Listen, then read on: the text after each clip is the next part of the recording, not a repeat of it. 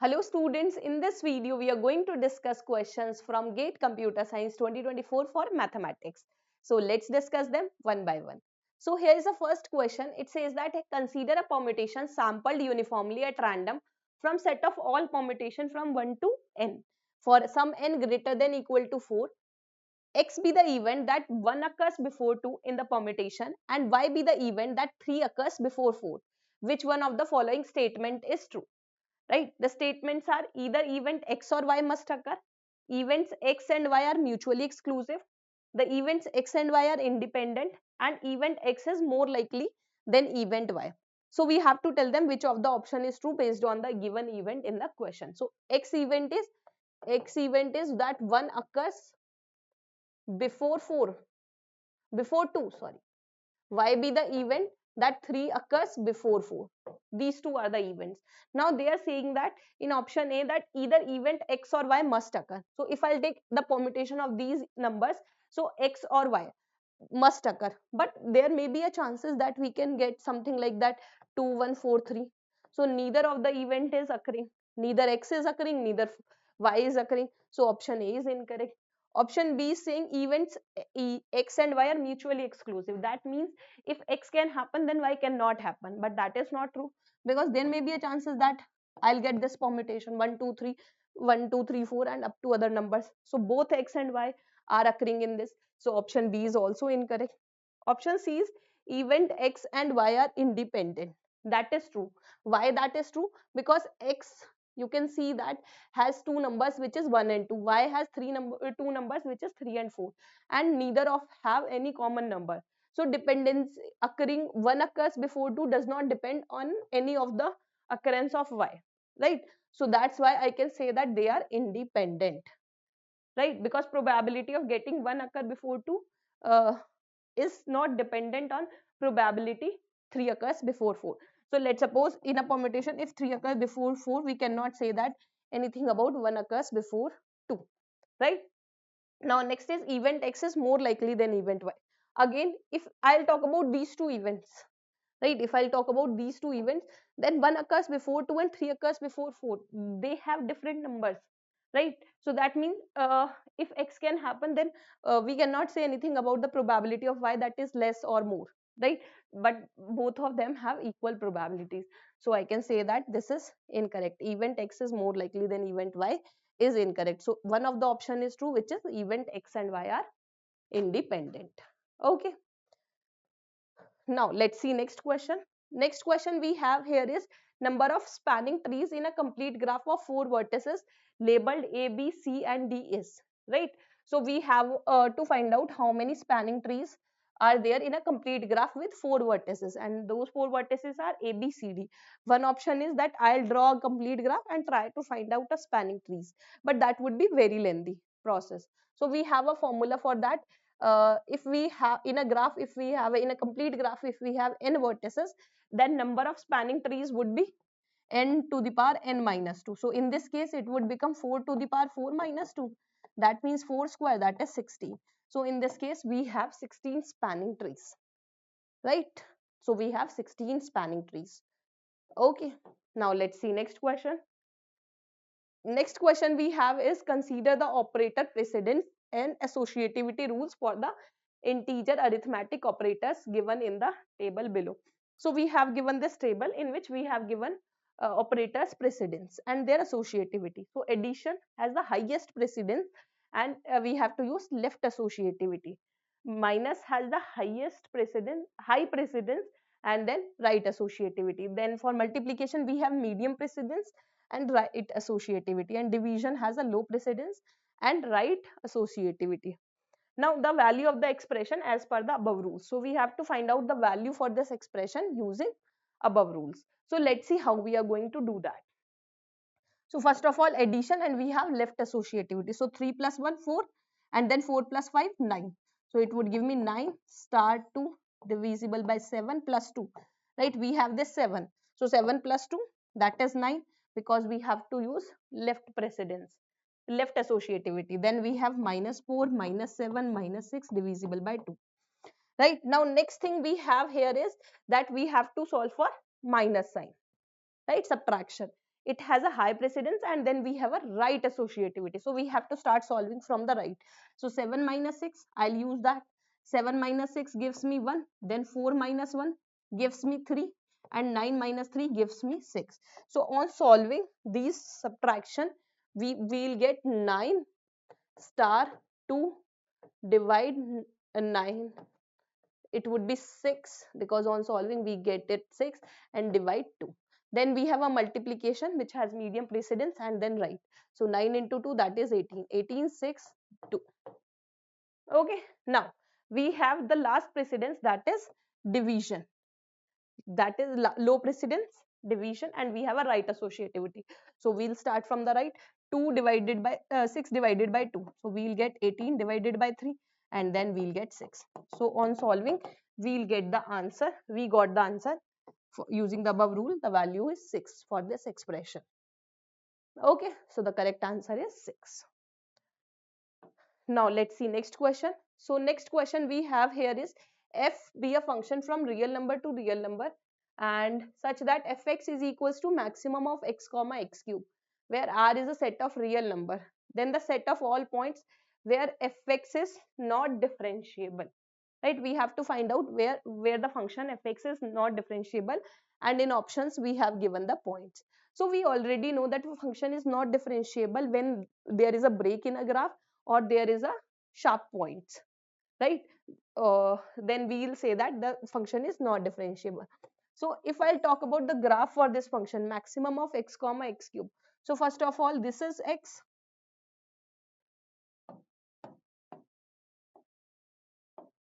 So if I'll talk about x, so this is x. And if I'll talk about x cube, so I'm using the green color to show x cube. So x cube would be something like that, right? So we fx cube is equals to something like that. Now I have to find out maximum.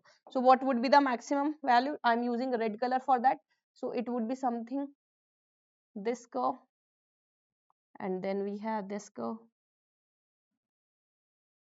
So I can see that, sorry,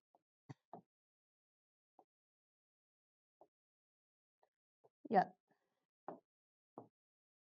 this curve. So you can see that we have taken a sharp turn from here, because up to this point we have x cube, then we have x, and then we have taken a sharp point here as well, from here as well, right? Then from this point we have taken a sharp turn, because then we have x, right? So I can see here that I have 3 points, this one and this one, where I have sharp points. Otherwise this line gets extended and here this curve gets extended, so there is no discontinuity. But we have only not differentiability at these 3 points, because we have sharp point from here, -1 0 1. And why I talk about discontinuity? Discontinuity means break in a graph, so there would be no break in the graph. So there would be neither any point which is not differentiable except these 3 points, -1 0 and 1. So option B is correct here. Okay, now let's see next question. Oh, this is a question from probability. It says that A and B be two events in a probability space with probability of A is equals to 0.3 and probability of B is equals to 0.5 and probability A intersection B is equals to 0.1. So they are saying that which of the following statement is / are true, right? So this is MSQ question. So first of all, in the first option, they are talking about A intersection B complement. So if I'll talk about this Venn diagram, A intersection B complement. So that means we have this area, A intersection, we have to take an intersection use of B complement. So can I write down probability of A intersection B complement is equals to probability of A minus probability of A intersection B, right? So what is probability of A? 0.3 and A intersection B is given to me 0.1. So we'll get 0.2. So that means option A is correct. Now we have to find out probability A union B.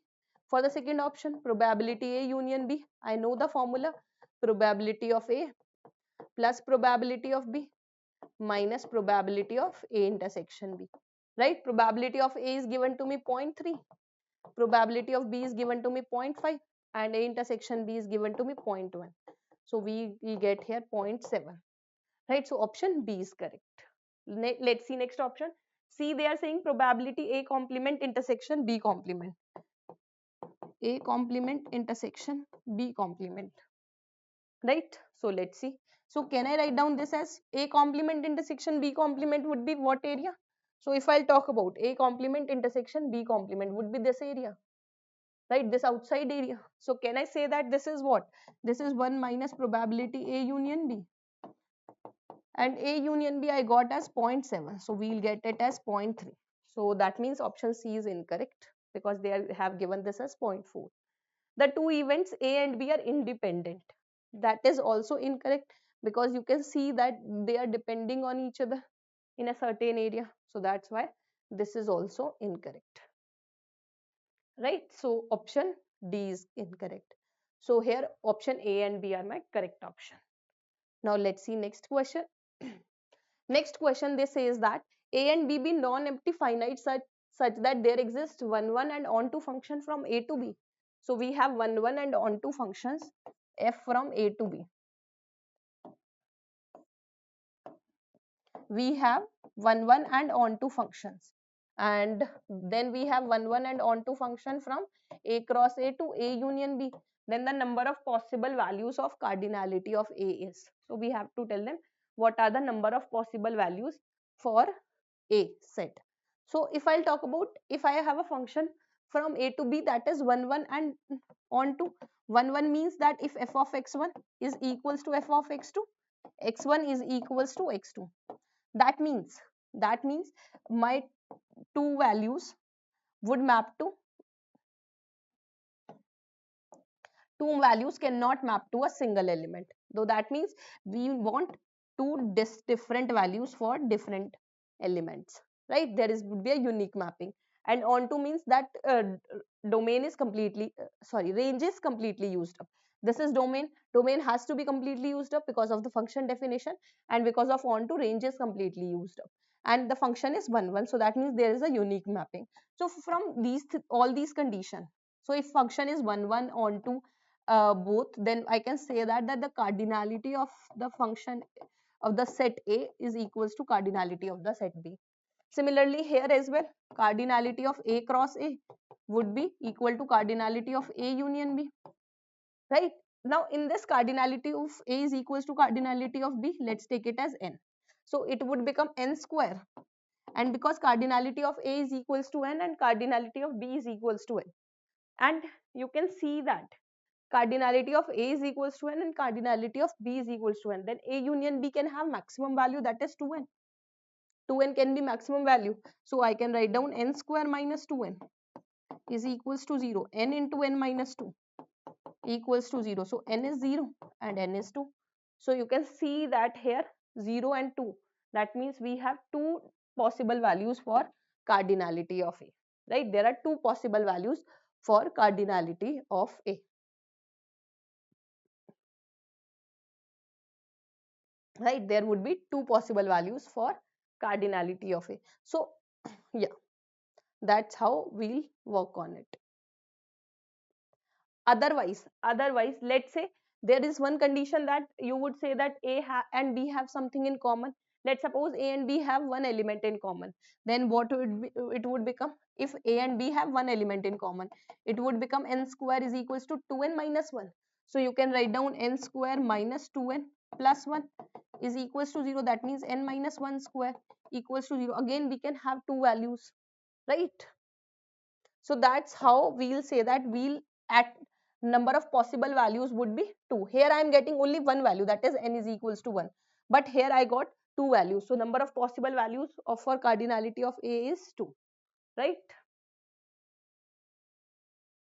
So that's why we'll say that possible values of A would be 2 if n square is equals to 2n. So we'll take the maximum case here, that cardinality of A union B is 2n. Okay, now let's see next question. So next question we have here is product of eigenvalues of the matrix. So we already know that the product of eigenvalues is equals to determinant of a matrix. So I'll find out a determinant of this matrix. So I'll get 45 minus 48 minus 2 and 36 minus 42. That's how we'll solve the determinant. and then plus 3, and we'll get 32 minus 35. On solving, I'll get minus 3. 36 minus 42 would be 6, that is plus 12 and minus 9. So on solving, we'll get the determinant 0. So if determinant is 0, then product of all the eigenvalues is 0. Right? This is simple question. Now let's see next question. Next question we have for a matrix of order n cross m. So A be a matrix of order n cross m, and they are saying that which of the following statement is that true about system of linear equation Ax is equals to 0. So that means Ax is equals to 0 and A is of order n cross n. So that means n equations, m variables, right? N equations and m variables, and they are saying that m is greater than n. M is greater than n. So at most rank of A can be 1, n. ज़्यादा से ज़्यादा A can have rank n. If A has rank n and it has m variables, so you can see that m minus n variables would be free variables. M minus n would be free variables. Free variables. So m minus 1 would be the number of independent solutions. So we can see that if A has rank n, then all the solution can be written as a linear combination of this m minus n variables. So I can say that here you can see there exists a solution in which n variables are non-zero. There exists at least m minus n linearly independent solution to this system. So this is true, right? Because at least m minus n linearly independent solutions we'll have, because we have m minus n free variables. There exists a non-zero solution in which at least m minus n variables are 0. We'll see to that. First let's see. There exists m minus n linearly independent vector such that every solution is a linearly combination of this vector. But this is false. Why this is false? Because there may be a possibility that A can have rank less than n. So let's suppose A has rank n minus 1, right? If A has rank n minus 1, then how many free variables would we'll have? M minus n plus 1. Then our system of linear equation, then our every solution would be a combination of m minus n plus 1, right? Every solution would be a combination of this m minus n plus 1 element. Then this statement would be wrong. So that's why at least would be true, but exist at exactly m minus n linearly independent solution would be wrong. Now let's come to A and C option. A is saying there exists a solution in which n variables are non-zero. So that means, let's suppose we have this equation x plus y plus z is equals to 0, and then we have 2x plus y plus z is equals to 0. 2x plus 2y plus z is equals to 0. We have this equation. So we can see that because we have two equations and three variables, so one variable would be free. So let's suppose z variable is a free variable. So what would we do? We'll give any value to z, right? We'll give one of the variable would be free. So we are taking that z would be free. If I take z is equals to 1, then x plus y is equals to 1. Here in the x plus y is equals to 1, and then we have 2x minus 1. 2x plus 2y is equals to minus 1. So if I'll solve this, what would I get? I'll get x is equals to 1 and y is equals to minus 1. Or sorry, x is equals to 0, and if I'll solve this, let's solve it. So if I'll find out x from here, it would become, okay, let's solve it. Let's take any another equation instead of that. Let's take 2x plus 3y plus z.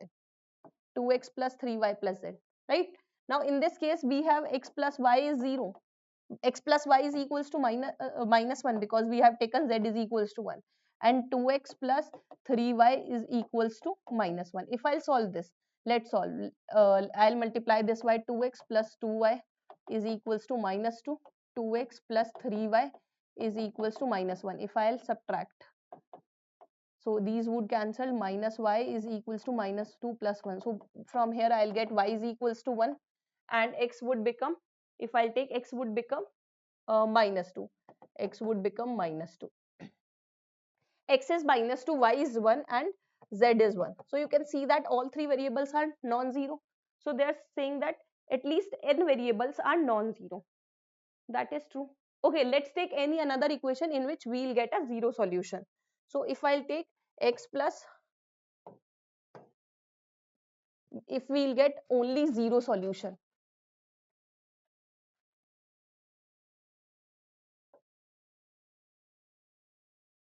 x plus y plus z is equals to 0, and let's take any another equation in which we have uh, there exists a solution in which at least n variables are non-zero, right? So if I'll take here uh, let's take 2x plus 2y plus 3z. If I'll take this, so let's subtract 2 out of it. If I'll multiply it with 2 and subtract it from here, I'll get z 0, and if z is 0, then x plus y is 0, and 2x plus 2y is 0, then I'll get x 0, y 0. So all three solution would be 0, right? So what I am doing, I am multiplying this first equation multiplied by 2, right? And I am subtracting it from this equation. So what would we get? We get 3z minus 2z, that is z is equals to 0. If z is 0, then x plus y is 0, 2x plus 2y is 0. So xy would be 0, and 2x 2y x, all those values would be 0. So in this case we can say that there does not exist a solution in which at least n variables are non-zero. There exists a non-zero solution in which at least m minus n variables are 0. This is also wrong because the previous equation we have solved, we have seen that all the variables are 0. So that is also incorrect. So only option B is correct here. Okay, so that's how we'll solve this question. Now next question we have here is, a bag contain 10 red balls, 15 blue balls. Two balls are drawn randomly without replacement. Given that first ball drawn is red, the probability that both balls drawn are red is. So we already have find out that first ball is red. If first ball is red, then we have 9 red balls left and 15 blue balls. Out of that, I have to find out that both balls drawn are red. So first is already red. I have to find out the probability that second ball is red. So what would be the probability that second ball is red? 9 by 24, because 9 upon 9 plus 15, 3 3s are 9, 3 8s are 24, 3 by 8, now you can divide it, 8 3 60, 0.375 would be the answer on division. Okay, this is a simple probability question. Now let's see next question. So next question we have here is, number of edges present in the forest generated by a DFS traversal on an undirected graph G with 100 vertices is 40. Then the number of connected components in G is. So we know that what is a forest? Forest is a uh, forest have n number of connected components, and those connected components are trees, right? That is forest. So if I talk about a forest with 100 vertices, so let's say these 100 vertices are nothing but its connected components, right? So it is saying that it has edges 40. So let's suppose if I have 1 2 3 4 these vertices, if I'll take one edge and connect any two vertices, right? So that means we are left with n minus 100 minus 1 connected components, because we have remaining 98 vertices, 98 isolated vertices and one connected component with two vertices and one edge. Let's say if I'll connect any if I'll take one more edge, then we'll have 100 minus 2 connected components. Now they are saying that we have 40 edges. If we have 40 edges, then how many connected component? 100 minus 40, that means 60 connected components. Simple question. We'll take a forest that has isolated 100 vertices. Adding one vertex uh, uh, gets a decrease in number of connected components, 100 minus 1. So if I have 40 edges, then connected components would be 60. Okay, now let's see next question. Okay, so the next question we have based on chromatic number. Chromatic number of a graph is a minimum number of colors used in a proper coloring of a graph, right? So we know that chromatic number, we have to color the vertices such that no two vertices have the same color, and we have to take the minimum number of colors for that, right? G be any graph with n vertices and chromatic number k. Okay, G has n vertices and chromatic number k. Usually we denote chromatic number with chi G, right? G contains, so they are saying which of the following statement are always true. So first statement is G contains a complete subgraph with k vertices. So let's see if I'll take a cycle. So these options you have to solve you by taking a contradictory example. So if I'll take in this, so this cycle with 5 vertices has a chromatic number 3, right? I need 3 colors to color this graph, and you can see that they are saying G contains a complete subgraph with k vertices.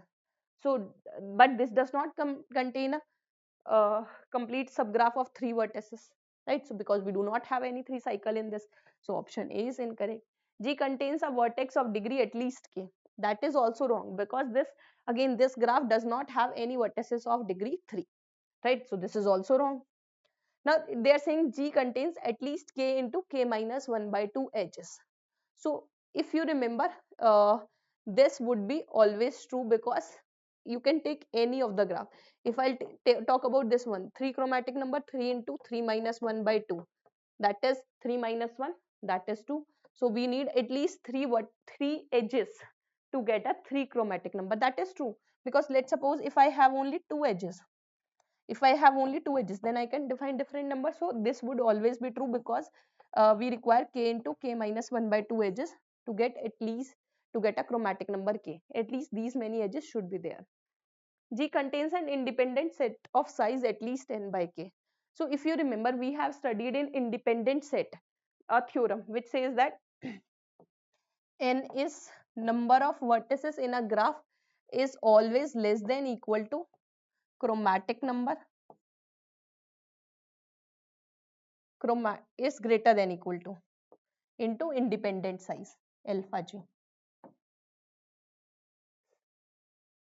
Sorry, I was right previously, greater than equal, less than equal to, right? So can I chi g is k chromatic number, so n by k is less than equal to alpha g. So this is a theorem, just remember this, right? So using this you can say that independent size is of at least size n by k. So D is correct. So here option C and D are correct option. Okay, now let's see next question. Next question we have is, consider the operators diamond and square defined by a diamond b is equals to a plus 2b and a square b is equals to ab, right? Which of the following statement is are true? So they are saying that this operator square over the operator diamond obeys the distributive law, operator diamond over the operator square obeys the distributive law, operator square obeys the associative law, and operator diamond obeys the associative law. So we have to check. So let's go through one by one. So operator square obeys the distributive law over this diamond. So A square B diamond C. So B diamond C would be, I can see here B diamond C would be B plus 2C and into A. So we will get AB plus 2AC. Right now, I have to check for this as well, that A square B diamond and A square C. I have to check that A square B is AB and this would be diamond and AC. So if I solve this, I'll get AB plus 2AC. So that is correct. Option A is correct. Now let's check operator diamond over the operator square. Let me make changes in this only. So we'll get here that if I'll use here diamond and here I'll use square, so it would give me A plus 2BC, right? Because it would give me BC and A diamond BC would be A plus 2BC. And if I'll solve it here, so it would become A diamond B square diamond C. So diamond would be A plus 2B and square would become multiply A plus 2C. So these two are not equal. So I can say that this is incorrect. Now they are saying operator square obeys the associative law. Square is basic multiplication. So obviously it obeys the associative law. Diamond does not follow the associative law. Because if you would do A diamond B diamond C, it would give you different result as A diamond B diamond C. It would give you different results, right? So that's why Option A and C are correct option. Now let's see next question. Next question we have here is G be a directed graph, T be a depth first search, spanning tree in G is a rooted vertex at a vertex V, T is also a breadth first search tree in G. So that means T is DFS and BFS both. So which of the following statement is true for every such graph? So options are: there are no forward edges in G with respect to tree T, there are no cross edges in G with respect to tree T, there are no back edges in G with respect to tree, and the only edge in G are the edges in T. So here this is a straightforward question. Option A is correct, right? Option A is false. A is true, that there are no forward edges in G with respect to tree T. Every other option is incorrect. Okay. Hello everyone. Now in this session we are going to discuss the question paper of GATE 10th Feb 2024 first shift paper. Okay, basically for the general aptitude sections we are going to discuss the chapters, we are going to discuss the questions of a general aptitude. First thing.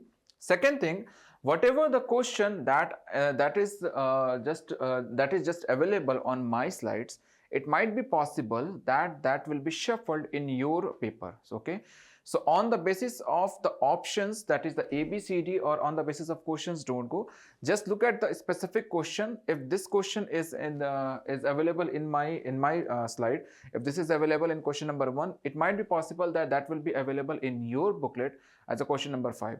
So match with this and then check your answers. Okay, same goes with options too, right? So let's start with our topic. The first question is from the logarithm.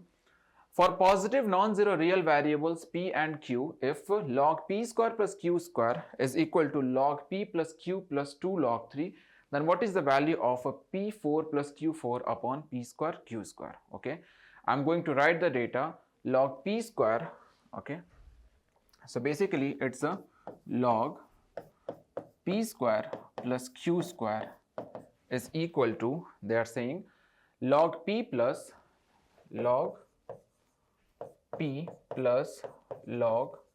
q plus 2 log 3. 2 log 3. Okay, we have to find out p4 plus q4 upon p square q square. Understand the question. Okay, solving is important, but understand the question first. What exactly they are asking? They are asking the p4 plus q4. Okay, here there is no term that is resembling for the p4 and q4. It means we have to convert them. The first thing what we will do, log, okay, if you can see that is the simple p square plus q square, and this will be log p, okay, log p plus log q, and this will come over here. Okay, log property, this will be log 9, right? So again we can write as a log p square plus q square is equal to, this is the basically multiplication property. Okay, so log p q and 9. So we can write that as a log p square plus q square is equal to log p q 9. If you expand that this is the log 9 plus log p plus log q, right? Log will go eliminated, so this will be simply an algebraic equation, that is the p square plus q square is equal to 9 p q. Okay, I'm going to remove the above statement. These statements I'm going to remove. Okay, now p square plus q square is equal to 9 pq. I'm going to square both side. Okay, square both side. So this will be p to the power 4 plus q to the power 4 plus 2p square q square, that is equal to 81 p square q square. Okay, so p to the power 4 plus q to the power 4 is equal to, if this p square q square, this will come over here, that will be 81 p square q square minus 2p square q square, that will be equal to 79 p square q square. Okay, I'm going to eliminate this one. This will be equal to p to the power 4, so p to the power 4 plus q to the power 4 upon p square q square that will be equal to 79. Okay, so answer for this question will be 79. I believe the option number A from my PPT, it's the option number A. You match 79 with your PPT. Okay, so for this question the answer 79 is a correct. Okay, let's see the another question. The pie chart represents the percentage contribution of different macronutrients to a typical 2000 calorie diet, a kilocalorie diet of the person. Macronutrients, energy contribution, trans fat, carbohydrate, protein, unsaturated fat and saturated fat. So there are 5 components are given. Let's see the question what exactly they are asking. The typical energy density kilocalorie per gram of these macronutrients is given in the table, that is the carbohydrate, protein, unsaturated, saturated and trans fat for 44999, right? So the total fat, all 3 type of the gram this person consume is equal to what? We have to find the total fat consumption. So first thing what you will do from here only, this is the pie chart question. From here only, can you see the fat contribution is equal to, first is trans fat, okay, then saturated fat and then unsaturated fat. If I'm going to combine, because we are talking, we have to check for the total fat. Okay, so total fat contribution is coming from trans fat, saturated fat and unsaturated fat. So basically trans fat plus saturated fat plus unsaturated fat. Okay, if I'm going to add this one, so this is equal to 20 plus 20 plus 5 is equal to 20 plus 20 plus 5, that is equal to 45. Okay, so the one thing is sure that the fat contribution is equal to 45. Now 45% is a fat contribution and the total typical is equal to 2000. It means in the 2000 kilocalorie diet, the fat contribution is equal to 2000 into 45%. Okay, that will be equal to 900. So 900 kilocalorie, that is a contribution from the fat section, right?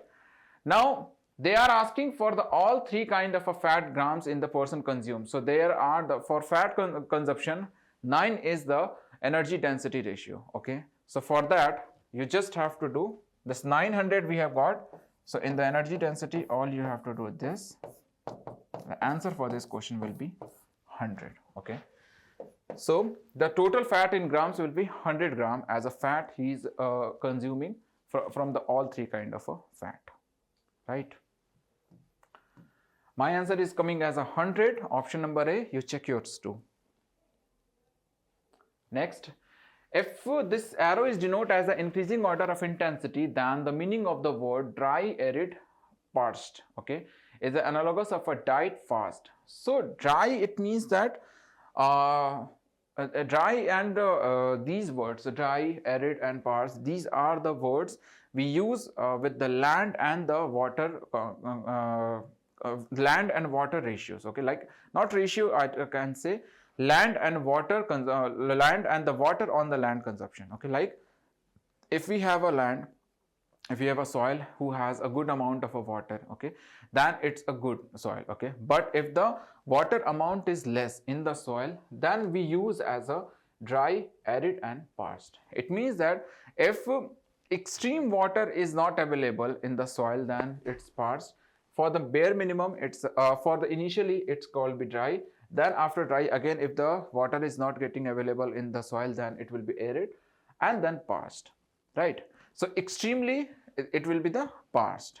Same goes as diet. Okay, if we are doing the fasting, okay, if we are doing the fasting, then after that diet one, if I am leaving the diet, then we will do the fast.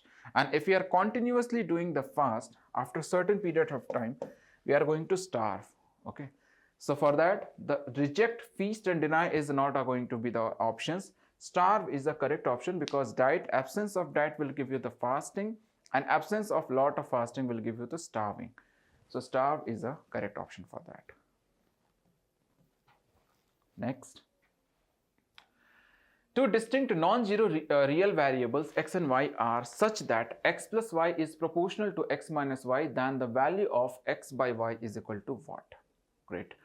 So basically here is the option given, x plus y is directly proportional to x minus y. They are saying as x plus y is directly proportional to x minus y. We can do this thing, x plus y is equal to k times of x minus y.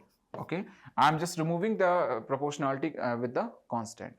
So x plus y is equal to kx minus ky. Okay, x minus kx, I am doing the variable separable, is equal to minus y minus ky, right? So from here, if I am taking x as a common, this will be 1 minus k, and if I am taking as a just y as a common, minus 1 minus k. Okay, so x by y is equal to, we can rewrite as a k minus 1 upon 1 plus k. I have removed one step. If x by y is equal to minus 1 minus k upon 1 minus k, I am just doing the I am removing this minus 1 over from here only. Okay, and taking minus 1 from here only. So the new expression will be conversion as a, just hold for a second, that will be x by y is equal to, that will be basically y by x. Actually it happened, this is actually y by x happen, y by x. Okay, so for x by y, for x by y, this will be equal to 1 plus k upon k minus 1, something like this. So 1 plus k upon k minus 1. The thing is, now expression is not important. The thing is, whatever you will do, it will always come as a constant, right? So that's why the answer for this question will be the constant. Okay, depend on x and y, this is discarded. Okay, depend on only y, this is discarded. Depend on only x, y, discarded. Only the constant value is a correct option. K plus 1, k minus 1 kind of a expression are coming. It means whatever the value will come, x by y is always going to be the constant. Next, Steve was advised to keep his head, okay, before heading to bat, for while he had to head batting, he could only do with the cool head with his shoulders. Okay, so the first thing is, what will be the answer for that? So first we will check our just 1 1 1 1. Okay, Steve was advised to keep his head down. Okay, because head on is not a kind of a meaningful thing, so we are talking as a head down. Okay, so by default our option A and option C are discarded. Head down. Okay, now B and C are coming in the picture. Head down before heading. Now heading for batting. Okay, basically he is heading for batting. Okay, heading down for bat or heading out for bat. So it seems like heading out for bat is seems like more correctly than down. Okay, it means that option D is our correct. Remaining two, if you are not going to check, that's not issue. Then option D is a correct option for this question. Next, the least number of square to be added to figure to make AB a line of a symmetry. So this line should be symmetrical form. Okay, it means that if the whole image, if I am superimposing over here, it should both be in the collider form. Okay, it should both superimpose to each other. Now let's see how this could be possible. For that, for this box, we have a one symmetry box, right? For this box, we have a one more symmetry box. Okay, for box number 2. For box number 3, we have a one symmetry box. Okay, for box number 4 and 5, we have symmetry box. So total number of a symmetry I have drawn 5 till now, and for box number 6, we have a one symmetry box. It means that Total number of a symmetry box requirement is equal to 6 if we have to draw the symmetry regarding with respect to AB.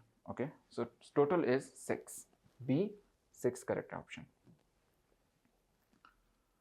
The number of a coin of a 1 rupees, 5 rupees and 10 rupees denomination that a person has are on the ratio of a 5:3:13 of the total amount present in the money of a 5 rupees coin is equal to what? The question is very simple. This was first you have to check how much denomination with respect to ratio it has. Okay, so basically 5 rupees 1 coin. Okay, then 3 rupees coin, 3 rupees coin,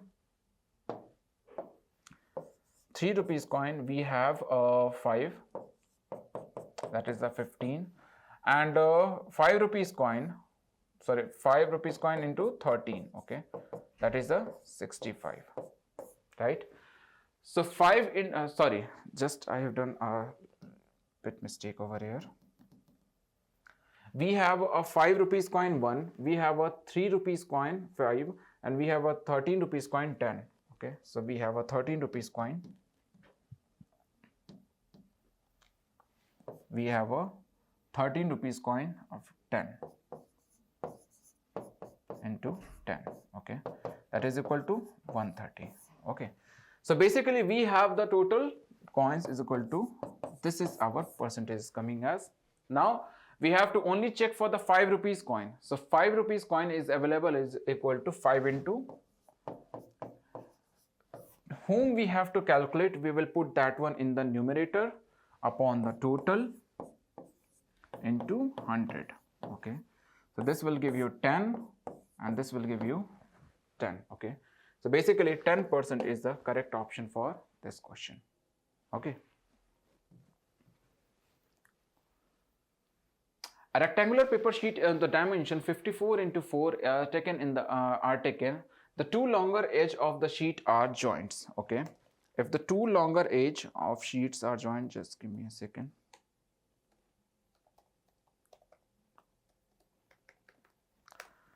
If the two longer edge of the sheet are joined together to create a cylindrical tube, the tube whose surface area is equal to the area of the sheet is also taken, then the ratio of the volume of the cylindrical tube to the volume of the cube is equal to what? The first question, that question we have to do.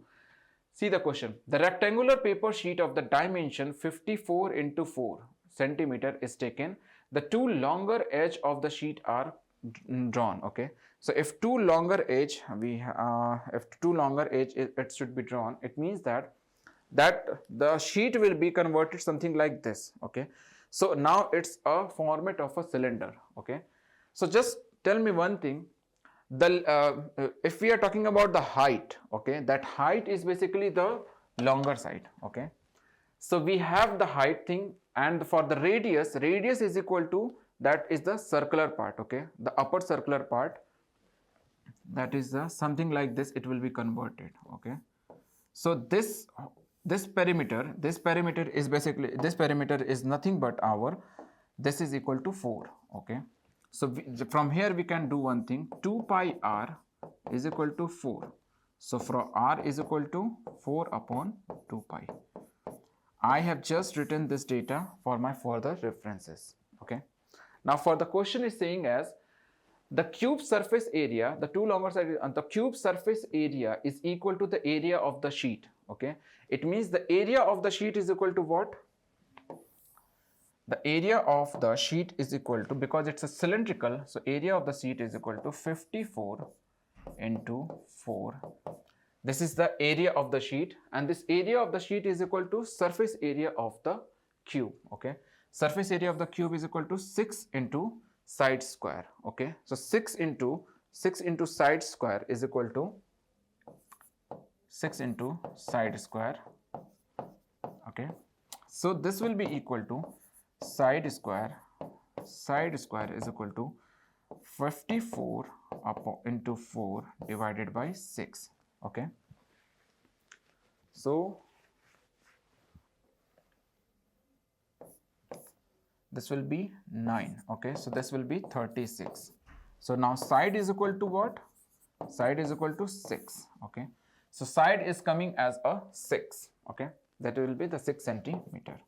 Now we have understood the side value, then we can easily figure it out, the value of our the volume of the cylinder, okay. So we have to find the ratio of the volume of the cylindrical tube to the volume of a cube. I can say the volume of the cube is equal to, I believe you can say that, side Q, that is equal to, just write me here only, volume of cube is equal to, volume of cube is equal to 216, okay. 6 into 6 into 6, 6 cube is equal to 216. Now I am removing these data, okay, because we have figured it out the side, so I am removing this data because it's not really useful now. Now we got one volume, okay, the ratio of the volume of the cylindrical tube we have to find out, okay, that is equal to pi r square into h. So pi into r value is equal to 4 upon 2 pi r square, okay, and the h value is equal to 54, okay. So that will be equal to pi into 16 upon 4 pi square into 54, okay.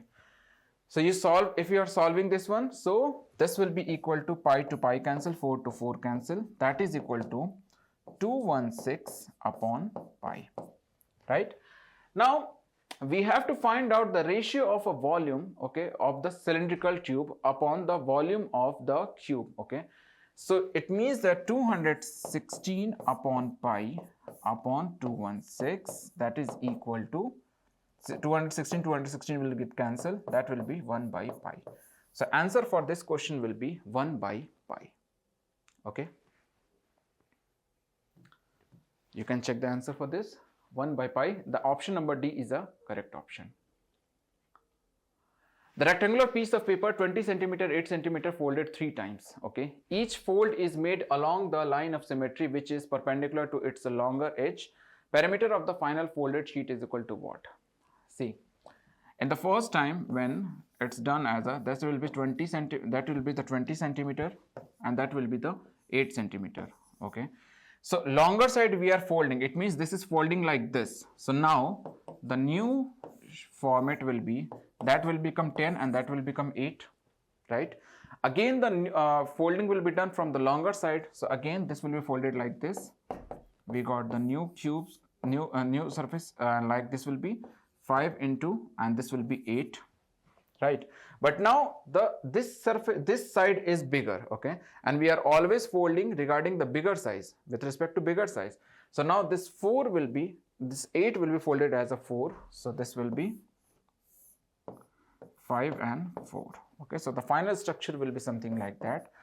Now they are asking for the perimeter, so perimeter is equal to, this is kind of a rectangle, so perimeter rectangle is equal to, our 5 plus 4 is equal to 9, and 9 into 2, that is equal to 18. So the answer for this question will be 18.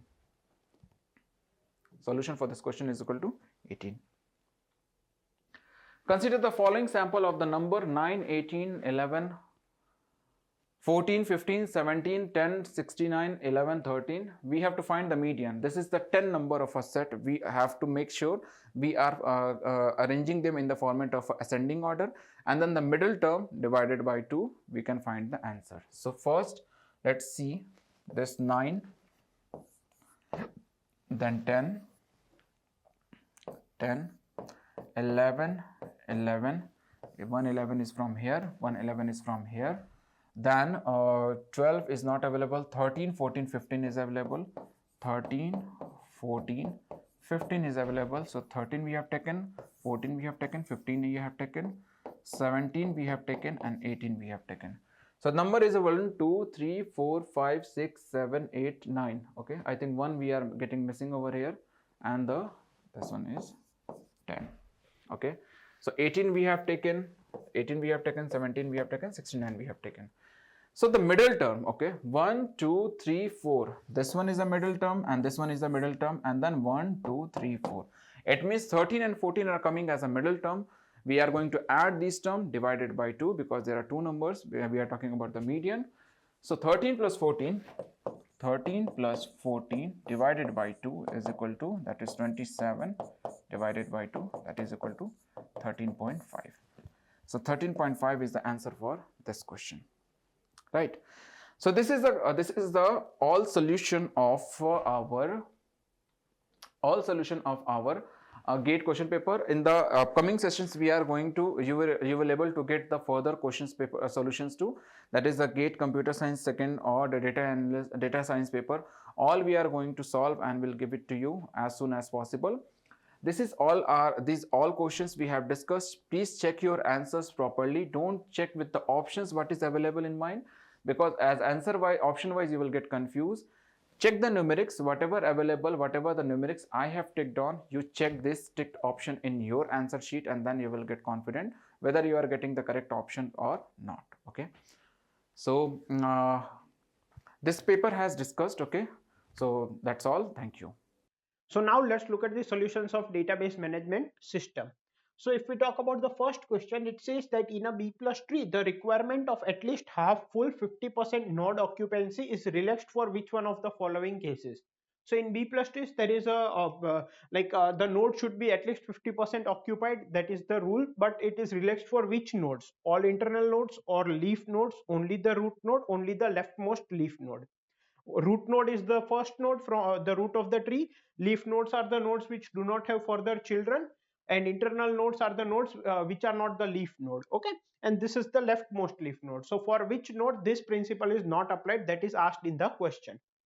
So if we talk about B plus trees, then you see here, if the order of the B plus tree is m, then the nodes shall have at least m by 2 minus 1 keys, right? But this principle is not applied to which node, that is asked.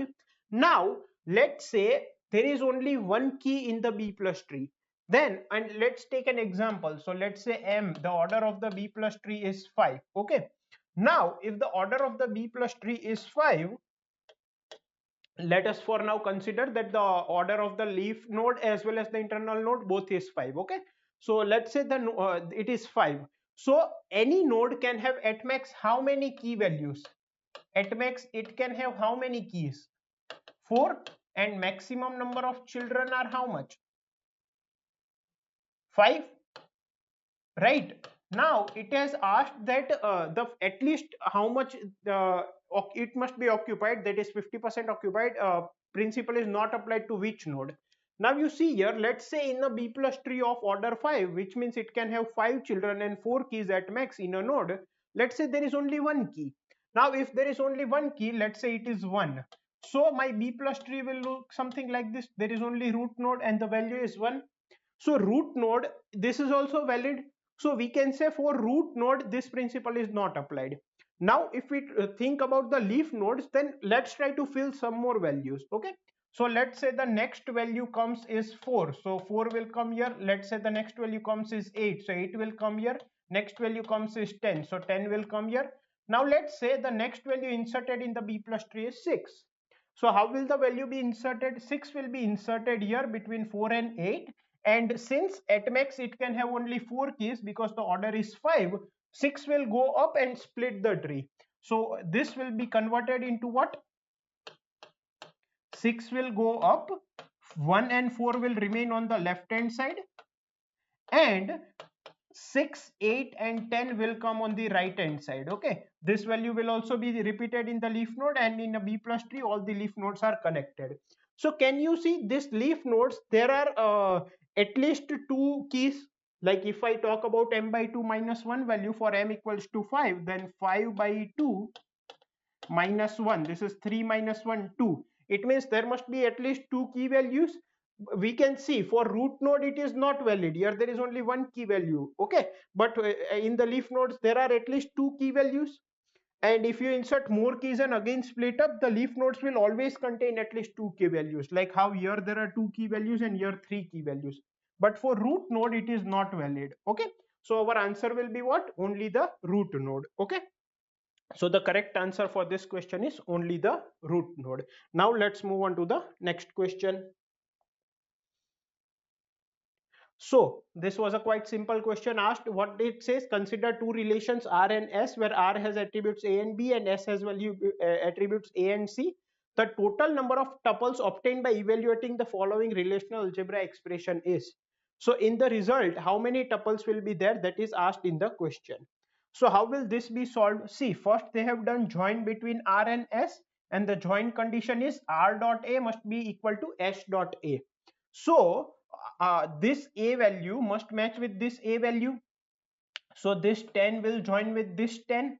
Now 20, there is no respective 20 value here, so this will not join with anything. 30, there is a join value, this 30 and this also 30, so this will join with this. This is also 30, this is also 30, so this tuple will also join with this.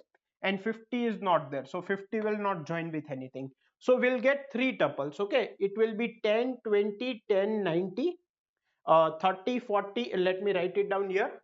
Okay, so we have R dot A, B, S dot A and C. Okay, so the values will be 10, 20, 10, 90, 10, 20, 10, 90. Then you have 30, 40, 30, 45, 30, 40, 30, 45, 30, 50, 30, 45. Okay, so 30, 50, 30, 45. So this is the answer for this join. Now on top of that, we have applied a condition that select only the tuples where B is less than C. So B is less than C, yes. 20 is less than 90, right? So this tuple will be considered. 40 is less than 45, yes, this tuple will also be considered. And 50 is less than 45, no, so this tuple will not be considered. So in my answer, I will have only these 2 tuples. So the answer for this question is 2. Okay, now let's move on to the next question. Now maybe you might not be able to see this very clearly, but I'll tell you the question what it asks. Okay, the question basically says is instructor is teaching courses, students register for courses, courses are allocated classrooms, and instructor guides a student. These are the 4 things which we need to represent in the ER diagram. Then which of the following ER diagram correctly represents that? So when I say instructor teach courses, it means instructor is a different entity, course is a different entity, and there is a relationship teach between instructor and courses. And the entities are represented in the ER diagram using what? Using a rectangle, and relationships are denoted in the ER diagram using a diamond, right? So now let's draw it. So instructor teach courses. So this is my instructor, right? And this is my courses. Okay.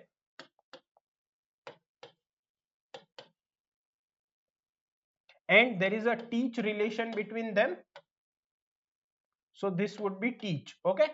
Now student register for courses means student is an entity, course is an entity, and register is the relationship between student and courses.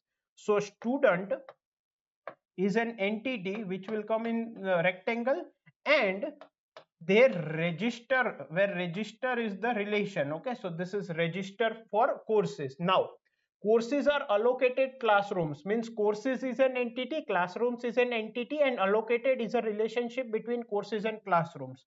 So let's say this is classroom, this is an entity, and there is a relationship allocated between courses and classrooms.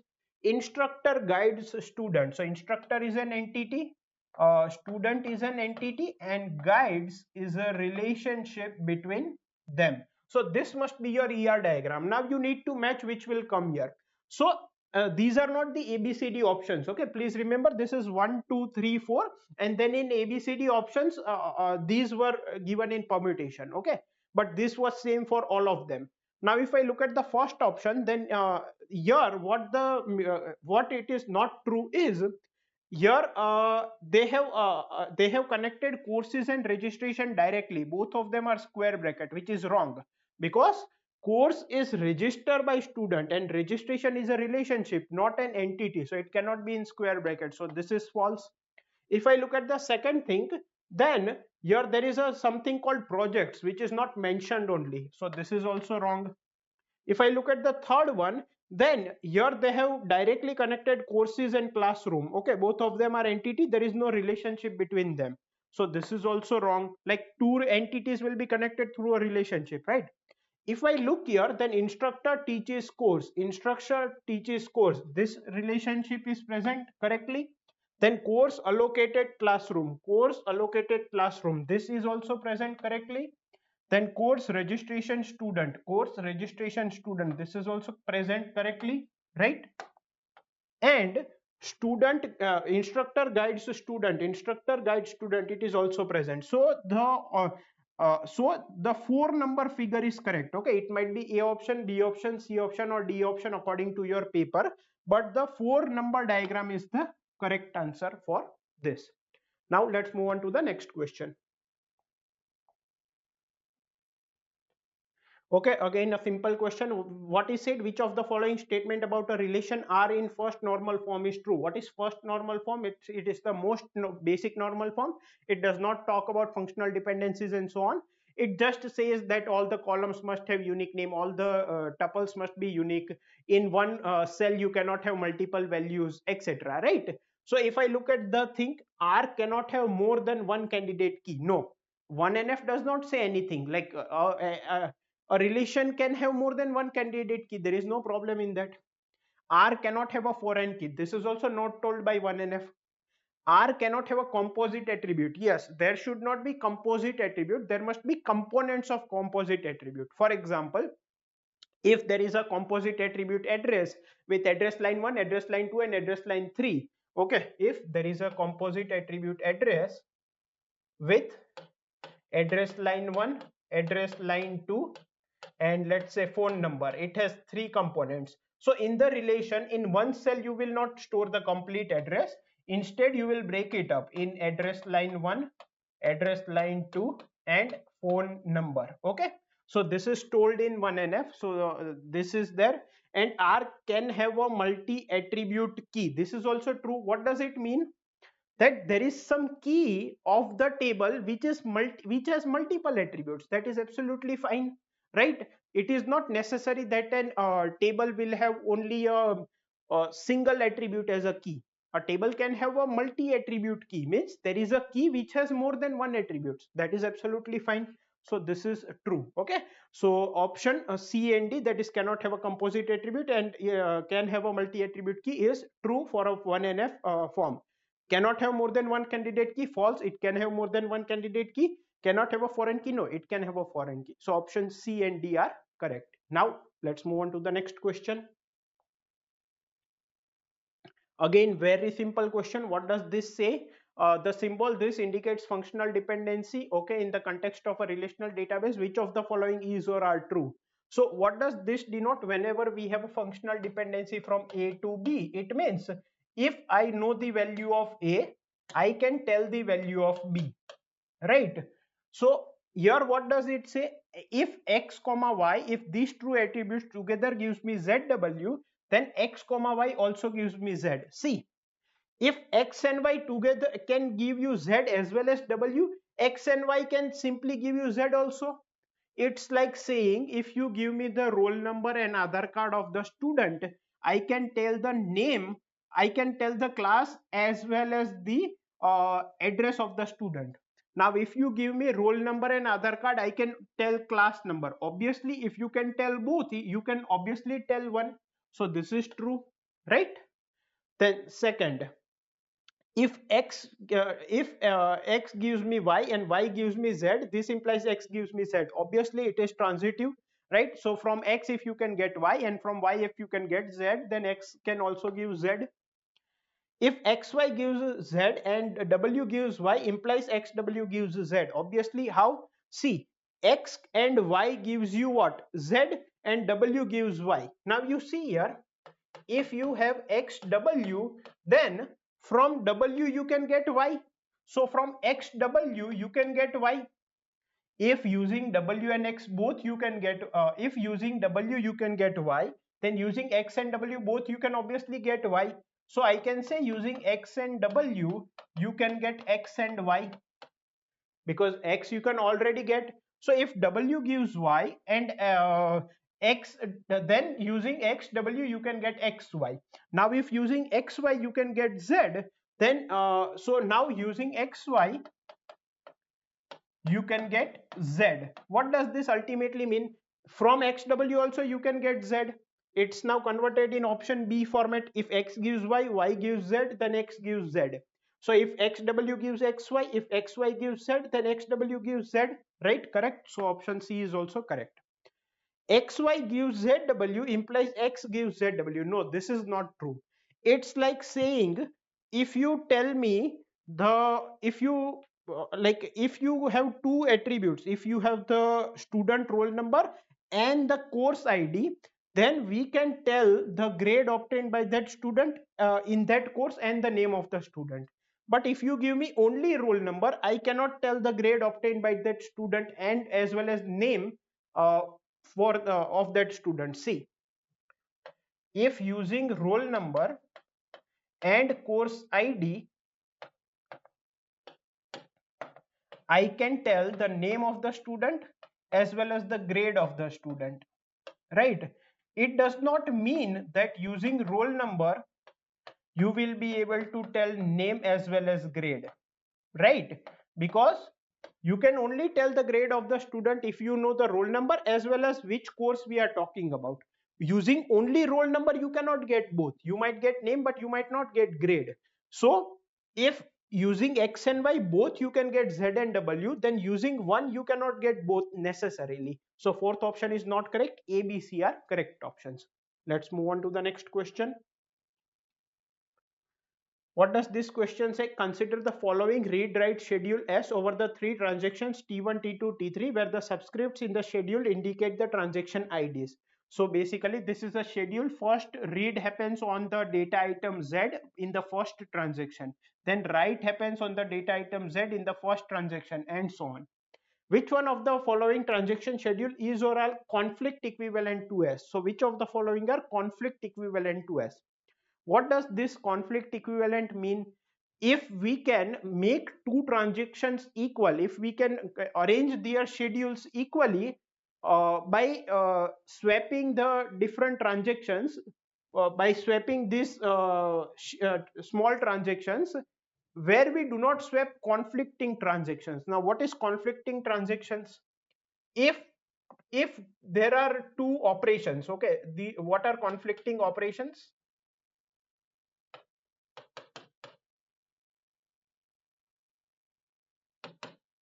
If there are two operations of different transactions which are operating on the same data item and at least one of them is a write operation,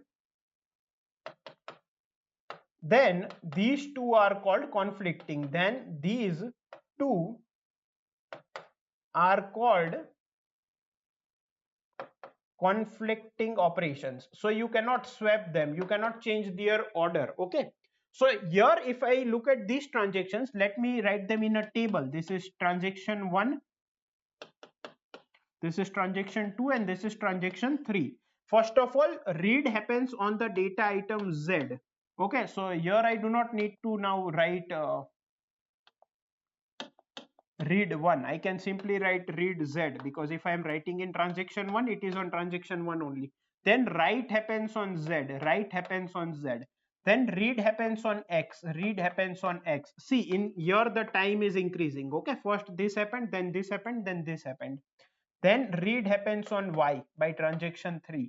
Then write happens on Y by transaction 3. Then read happens on Y by transaction 2. Then write happens on X by transaction 2. Then write happens on Y by transaction 2. Okay, so these are the operations, right? Now it is equivalent to which one of the following? Now you see here, this is operating on Z and these two are operating on Y. So since for two operations to be conflicting, they must operate on the same data item. Since this is operating on Z and these two are operating on Y, T1 is independent. T1 can come before T2 or before T3 or anywhere. Now if we look at T2 and T3, you see here T2 is reading X, T3 is reading Y, then T3 is writing Y. T3 is writing Y and T2 is reading Y here. It means I cannot bring these operations before this. I cannot move T3 operations down and bring T2 operations up. Why? Because this read Y and write Y, these two are conflicting operations. Okay, understand with the help of an example. Suppose T3 writes, suppose initially the value of Y was 10. Then T3 wrote the value of Y in this operations, it updated the value of Y to 100. Now T2 read the value of Y as 100. But suppose I bring this write down and move this read up, then initially the value of Y was 10 and now T2 will read the value of Y what? 10, because I have moved this write operation down. So that's why I got the wrong value. Actually it should get 100 according to this schedule, right? So these two are conflicting. So I cannot bring these operations above this. So I cannot finish T2 before T3. But see, this is read X, this is read Y, and this is write Y. So these two operations are not conflicting with read X. So I can bring these two operations up and read Y, read X below. Okay, there is no harm in that. So what I can do is I can set T1, T2 and T3. Now let's say here there is read Z, here there is write Z. Now I can bring this read Y and write Y above. Why? Because these two and these two are not conflicting, so I can change the order.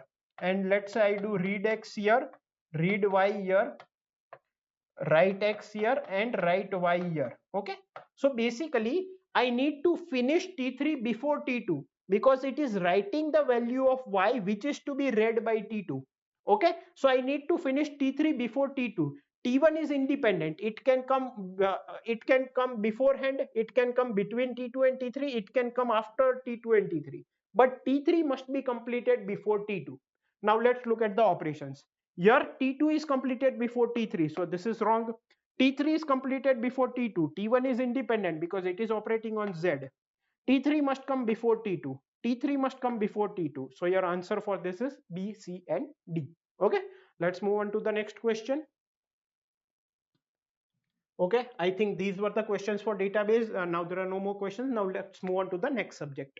So now let's look at the solution of digital electronics or digital logic. This was the first question asked. Consider the circuit shown below where the gates may have the propagation delay. Gates may have the propagation delay. Assume that all signal transition occur instantly and that wires have no delays. So these wires do not have any delay. Gates might have a delay. Which of the following statement about the circuit is or are correct? Okay. With propagation delay, the output Y can have a transient logic 1 after X transitions from logic 0 to logic 1. What does it say? It says that when the X transitions from logic 0 to logic 1, Y can temporarily hold the logic 1. Let us check. So X is initially logic 0. So when X is equals to 0, when X is 0, when X is 0, here it will go 0. Now this is the NOT gate, so this will become 1, and 0 and 1 is what? 0 and 1 is it is an AND gate, so it will be what? 0. So output is 0. And here what does it say? The output Y can have a transient logic 1 after X transitions from logic 0 to logic 1. Now let's say X became from 0 to 1. So when X becomes 0 to 1, this will instantly become 1. Why? Because there is no propagation delay in the wire. But this gate can have propagation delay. So this will remain 1 only, and after some amount of time, after some time, it will become 0. Because when X is 1, this instantly became 1, and X equals to 1 was passed here. This is a NOT gate and it became 0 after some time. But momentarily, because initially this value was 1, it remained 1. And when this remained 1, 1 and 1 will give me the output 1. When X is equals to 1, I will get the output 1 momentarily, or you can say temporary. Okay, you can say temporarily, but ultimately the propagation delay will be over, and this when x is equals to 1, this not will return me 0, and 0 and 1 will finally make y equals to 0, but momentarily we had y equals to 1, and hence option A is true. With propagation delay, the output can have a transient logic 0 after x transitions from logic 1 to logic 0. Let us see. So it can temporarily hold the value 0 when x transitions from 1 to 0. Okay. Now, if the value of x was 1, when the value of x was 1 initially, okay, if the value of x was 1 initially, let's say the value of x was 1 initially, okay, because x is transitioning from logic 1 to logic 0, so let's say x is 1, so this is 1 and this is 0, so 1 and 0 is 0. Now when the x transitions from 1 to 0, this will immediately become 0, right? Now this will stay 0 for some time and then become 1, but this will instantly become 0, and in AND gate whenever there is 0, the output will remain 0 only, so it will remain 0, and after some time it will become 1, but the output will remain 0 only. Okay, why? Because in the wire there is no propagation delay, so we will not have transient logic 0 after x moves from 1 to 0. It is not temporarily 0, it is 0 only. Okay, like here it was transient logic 1, it was transitioning from one state to another, but here it is not the case, it will remain 0 only, so this is not the correct answer. With no propagation delay, the output of y is always logic 1. No, you see here it is basically what, if you look at this gate here, if I remove this is x, so here the input is x and this is the NOT gate, so the input is x naught, and this is the AND gate, so y equals to x and x bar. X and x bar is always 0, so with no propagation delay the output of y is always logic 0. Yes, so this A and D option are correct. Okay, let's move on to the next question. Okay, consider a Boolean expression given by this. Which of the following statement is or are correct? So this is what? Sum of products value, summation value. So I can draw a K-map, right? I can draw a K-map. So this is value x, this is value y, z, this is 0, this is 1, this is 0, 0, 0, 1, 1, 0, 1, 1, sorry, 1, 1, 1, 0, right? This is 0, this is 1, this is 3, this is 2, this is 4, this is 5, this is 7, this is 6. 3, 5, 6, 7. So 3, 5, 6, 7. These values are 1, other values are 0. Now I don't know how many of you know to solve the Carnot map, but if I draw the map, then my f value will become, I can combine these two values, and when I combine these two values, the value which is not changing will remain in my answer. So which value is not changing? You see here x value is 1 and z value is 1. Y is changing from 0 to 1. So x and z will remain. So it will be xz plus. If I need to take all the ones. Okay. When I combine these two ones, x is not changing and y is not changing. Y is 1. Z is changing from 1 to 0. So it is xy plus. Now I combine these two. Here y and z are not changing. X is changing from 0 to 1. So it is yz. So my f is xz plus xy plus yz. So this is correct. And for summation of products, if you take for SOP form, if it is 3, 5, 6, 7, this is POS form, product of sum. So in this you take the values other than that. So you take the values 0, 1, 2, 4. So this is also correct. XYZ is independent of Y? No, it is dependent on all three of them. It is independent of X? No. So option A and D are correct. Okay. Let's move on to the next question. Okay. Now what does this question say? Consider a digital logic circuit consisting of 3 2:1 multiplexer. So we have the 2:1 multiplexer. Okay. So depending upon, so it is something like this. This is S. Here you have x1, here you have x2, and here is the output. If the S value is 0, x1 will go to the output. If the S value is 1, x2 will go to the output. Okay. So here x1 is the output and here x2 is the output. Okay. M1, M2 and M3. This is M1, this is M2, this is M3. x1 and x2 are inputs of m1, x3 and x4 are inputs of m2, a, b, c are select lines, so this is called select lines of m1, m2, m3 respectively. For an instance of input x1 equals to 1, x2 equals to 1, x3 equals to 0, x4 equals to 0. So this is 1, this is 1, this is 0, this is 0. The number of combinations of ABC that gives the output y equals to 1 is. Now I want the output of y to be 1. Now you see here what I will get. Here the output Q1 will be either X1 or X2. Here the output Q2 will be either X3 or X4. And here the output will be either Q1 or Q2. Okay. Now you see here I want the output to be 1. Okay. So I cannot get it from M2 because here both of them are 0. Are you getting my point? So I need to get it from M1 only. If I want to get it from M1 only, it means now so I can get it from M1 only. From M1, which value will give me 1? Both, either this or this, both of them are 1. Are you getting my point? So what I need to do is I need to make the C select line such that the output is always from M1. Okay, so the value of C must always be 0 so that it will take the output which will come here, right? And it will not take the output which will come here. Now you see here the value of A can be either 0 or 1. If it is 0, it will send as x1. If it is 1, it will send x2. But irrespective of x1 and x2, both of them are 1. So both of them will work. So I can take A equals to 0 or 1, anything. Okay. So for A, I can take anything 0 or 1. For C, I need to take it 0 only because I want output to be 1 and 1 is present in M1 only. And for B, now you see here, when I take C equals to 0, when I fix this value, my output will come from here only, A only. I will never get output from M2, whatever be the value of Q2. So it is independent of Q2. So either B is 0 or 1, it does not matter because whatever value will come here, ultimately the final output will come from here only. Okay, so B can also take values 0 and 1. So what are the total number of combinations of A, B and C that will give me the output y equals to 1? A can take two values 0 and 1, B can take two values 0 and 1, C can only take 0, that is one value. So 2 into 2 into 1, that is 4. So the total number of combinations here is 4. Okay, now let's move on to the next subject. So now let's look at the questions of algorithms. So this is the first question. What does it say? Given an integer array of size n, we want to check if the array is sorted in either ascending or descending order.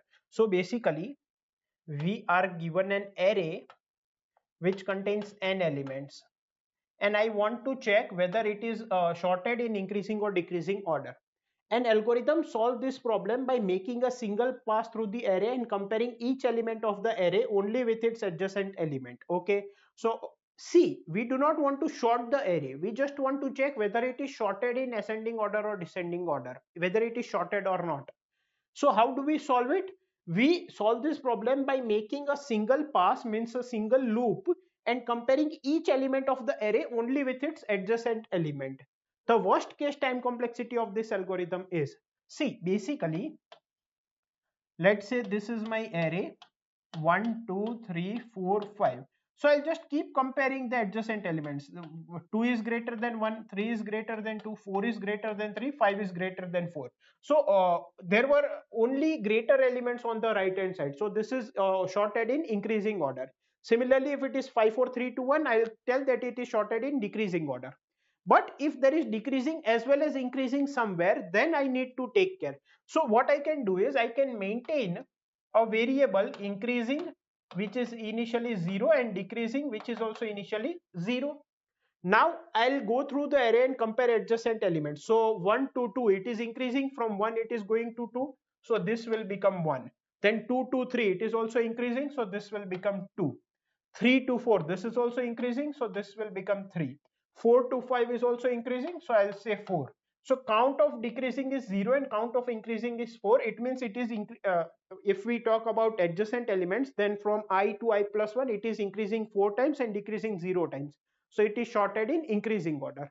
Similarly, if you repeat the process for 5, 4, 3, 2, 1, you will get increasing as 0 and decreasing as 4. So you know that it is decreasing. But if you do it for a non-shorted array, for example 3 2 1 4 5, so here what will happen? From 3 to 2 it's decreasing. Initially the increasing and decreasing both value will be 0. 3 to 2 is decreasing, so decreasing will become count 1. 2 to 1 is also decreasing, so this count will become 2. 1 to 4 is increasing, so count will become 1, and 4 to 5 is also increasing, so count will become 2. So here both of them are 2. Actually if it is either completely increasing or completely decreasing, the count should be one should be n minus 1, other should be 0. Here both of them are non-zero, it means it is not a shorted array. Okay, and in this case you will have to traverse the complete array. There is no choice, because for all n minus 1 adjacent pairs you need to see whether it is increasing or decreasing. It might happen that it for n minus 2 times it is increasing, but only for the last step it is decreasing, then also the array is not sorted. So you need to travel the complete array either in any case, okay, irrespective of the array type. So I can say that the time complexity is you can say best case is also big O of n and worst case is also big O of n. Okay, in best case also you need to traverse the complete array, and worst case also you need to traverse the complete array. Okay, so I can say it is both big O of n and big omega of n. Best case is also big omega denotes best case, so best case is also n, and worst case is also n. So the option D is the correct answer. Now let's move on to the next question. Okay, this was a quite interesting question asked. It says that t of n equals to root n t of root n plus n, and it is 1 for n equals to 1. Then which of the following option is true? So let us solve this equation. So t of n is equals to n ki power 1 by 2 t of n ki power 1 by 2 plus n, right? Let me replace this value t of n ki power 1 by 2. It will be replaced by what? This will become 1 by 2 into, this will be replaced by n ki power 1 by 4 t of n ki power 1 by 4 plus n ki power 1 by 2 plus n, right? So if I solve this equation, it became what? T ki power 1 by 2 plus 1 by 4. If this 2 gets multiplied, the power will get added, so it will become n ki power 3 by 4 into t of n ki power 1 by 4 plus this will become what? T ki power 1 by 2 into t ki power 1 by 2. The power 1 by 2 and 1 by 2 will get added, so it will become n, and this will become what? Okay, just a second. This is multiplied with this, so this will be plus n plus n. So this is equal to n ki power 3 by 4 into t ki power t 1 ki power 4 plus 2n, right? Now if you do this for next step and keep doing, then see, ultimately this will become 1 by 8 n ki power 1 by 8 1 by 16 and so on, right? So in the second last step it will be 2, then it will become 1 and we will stop.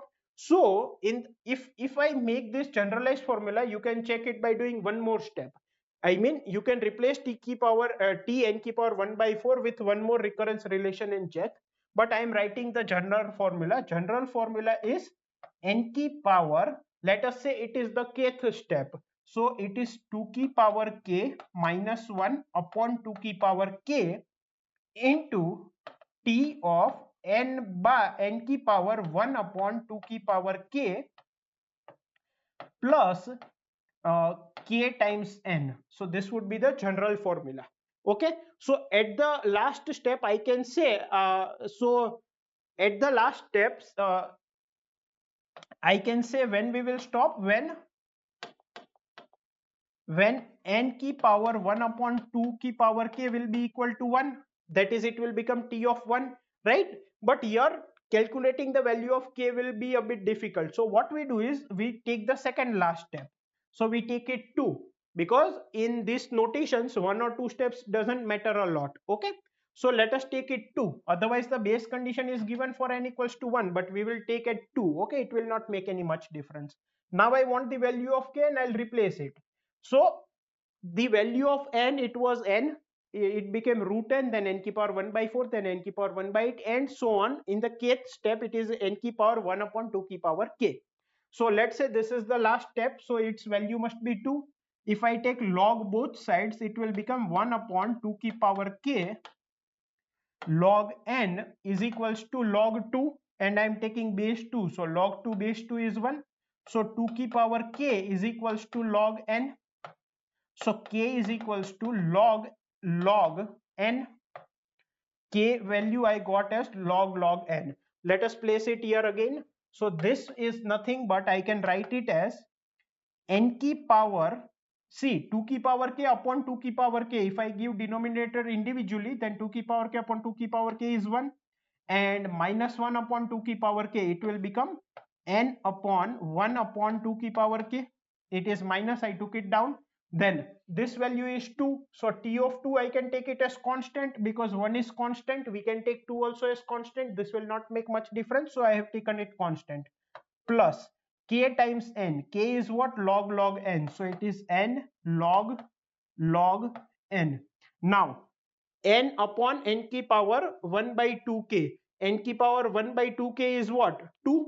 n की power 1 by 2k is 2, so I can replace this value with 2, so it will become n upon 2 plus n log n. Now the bigger value is what? This, so I will keep only this, so it will become n log n. Okay, big theta of n log n, because this is the bigger term na, so we can neglect this term. So the correct option is option C for this. Okay, now let's move on to the next subject.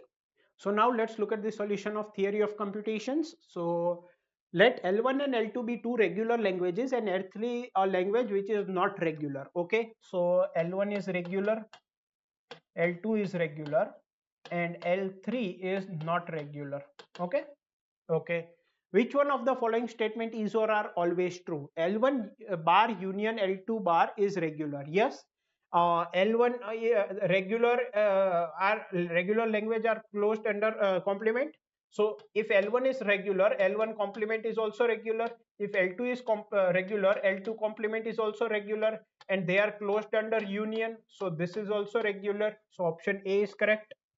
L1 union L3 is not regular. Now you cannot comment on this. One is regular, one is not regular, so you cannot tell this. L3 bar is not regular. Yes, if L3 is not regular, L3 bar is also not regular, because if L3 bar is regular, then L3 must also be regular. Are you getting? So its complement is also not regular. Okay, this is not a vector, this is complement. Okay, so this will be like this. If L1 equals to L2, if and only if L1 intersection L2 bar is 5. No, I cannot say that, because let's say this is L1, which is a regular language, and this is L2, which is also a regular language, and these two are not equal, and here L2 bar is what? L1 is a subset of L2, so L2 bar is what? This one. Are you getting my point? And L1 intersection L2 bar is 5. There is nothing common between L1 and L2. So L1 intersection L2 bar is 5, but L1 is not equal to L2. L1 is a subset of L2. So in that case, this fails. So this is also false. So your answer is A and C. Okay. Let's move on to the next question. Let G equals to V, the transition states S and P be a context-free grammar in Chomsky normal form with the symbols ABC and V containing 10 variable symbols including the start symbol S. The string W equals to A की power 30, B की power 30, C की power 30 is derivable from S. The number of steps application of rules in the derivation of S to W star is S to W. Okay, if. So you see here in Chomsky normal form, the derivations are of two types. A gives BC and A gives A, right? So if you want only one character, you will require only one derivation, right? Only one step. But if you require more than one terminal, then for every other terminal, you will require two steps, right? Because if you want a 2, you get A equals to A. If you want 2A, you get A, and then from here you get again A, right?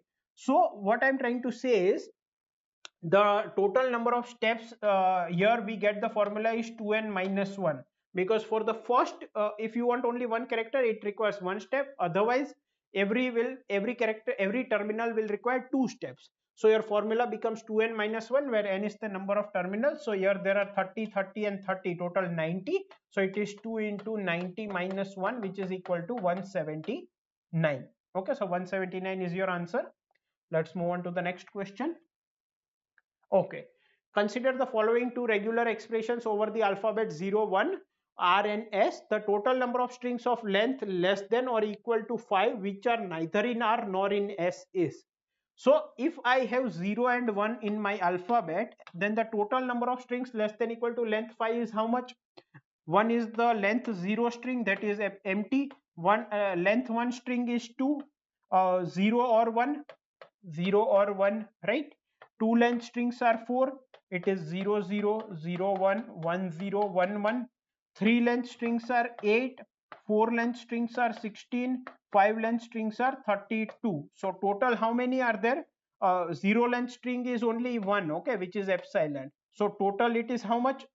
This is 63. Okay, now there are two regular expressions given, and we need to tell the number of strings which are neither in R or in S. Okay, so from R is what? R is 0 star or 1 star, so either this or this. So for up to length 5, what different types of strings will be generated?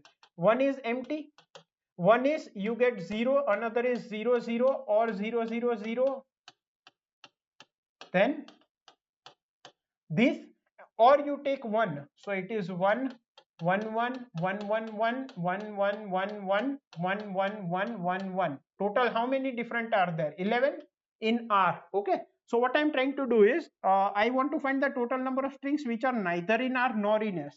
So total is 63. I will subtract the number of strings in R union S, so I will get the strings which are neither in R nor in S. Okay, so in R I got these 11 strings. Now S is what?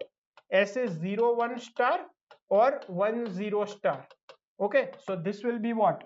If I generate using this, it will be 0, 0, 1, 0, 1, 1, 0, 1, 1, 1 and 0, 1, 1, 1, 1, because we have to go till length 5 only. And if I generate using this, it would be 1, 1, 0, 1, 0, 0, 1, 0, 0, 0, 1, 0, 0, 0, 0. Okay, now you see here this 0 and this 1 are common here. Okay, so other than that how many are there? 4 and 4, 8. So total there are 10, but these two are common. So in R union S I have how many strings? 11 plus 10 minus 2, because those are common in both, which is equal to 19. So total I can generate 63 strings, out of which in R union S there are 19 strings. So number of strings less than equal to 5 length which are nor in R neither in S is how much? 63 minus 19, which is equal to 44. So the answer for this question is 44. Let's move on to the next question. Okay, so let's see this question. This is the last question for theory of computation. Consider the 5-stage DFA M accepting the language L of M which belongs to 0 plus or 1 ka star shown below. For any string W, let N0W be the number of zeros in W. For any string W, we denote N0W as number of zeros in it and N1W number of ones in it. Okay, and this is the DFA given. Which of the following statement is or are false? Okay, it is said it is false. Any string W with N0W equal to N1W is in this DFA. Okay, is in this language. Now N0W means number of zeros and N1W means number of ones. So any string with number of zeros and number of ones equal is present in this. You can take some examples and check. Let's say 1, 1, 1, 0, 0, 1, 0, 0. So if I start from here, 1 will go here, then 1 will go here, then 1 will come here, then 2 times 0, 0 and 0 and 1. 1 will come back here and then 2 zeros again. So again 0 here and then 0 here. So you came to the final state. If you finally come to the final state, it means that string is present. Okay. So if you try various combinations when you have number of ones and number of zeros equal, yes, that can be obtained by this DFA. So option A is correct. It is true. Here it is asked which of the following are false. So this is true. State 3 and 4 are distinguishable in M. Now you see here, when do you say distinguishable and indistinguishable? So one of the ways to verify it is, if I want to verify 3 and 4 are distinguishable, I will check, I will give input 0 to 3 and 0 to 4, and I will see if both of them are going to non-final states, they are same. If they are going to final states, they are same. But if one of them goes to final states and one of them goes to non-final states, then they are different. Okay. So let's check for 3 and 4. Okay. You might need multiple steps, but if the work is done in one step, then you can stop. 3 and 4 are distinguishable in M. So this is 3 and this is 4. Now you look here, if you just look at the DFA, then this is the reverse of this. Why? See, here there are two stages, here there are two stages, here there are two links like this, here there are two transactions like this, here it is one, here it is one, and everything is reversed. For example, on 0 it goes here, 1 it comes here, here on 1 it goes and 0 it comes, here on 0 it goes, 1 it comes, 1 it goes and 0 it comes, here it comes back on 0, here it comes back on 1. So ideally 2 and 5 would be same and 3 and 4 would be same. If we'll use the logic, states 3 and 4 are distinguishable in M.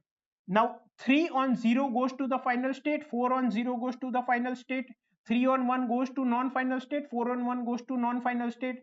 They are kind of non-distinguishable, because what I said, this here 0 and 1 are inverted, here 0 and 1 are inverted with respect to this. So 4 and 3 are indistinguishable and 2 and 5 are indistinguishable. So 3 and 4 are distinguishable? No. So this is the correct answer, because it is actually false. 2 and 4 are distinguishable in M. 2 and 4 are, yes, distinguishable. 2 on 0 goes to non-final state and 4 on 0 goes to final state. They are different. So this is true. 2 and 5 are distinguishable in M? No, 2 and 5 are indistinguishable, just as 3 and 4. So this is false, and it was asked which of the following is false. So B and D are the correct answers. Okay.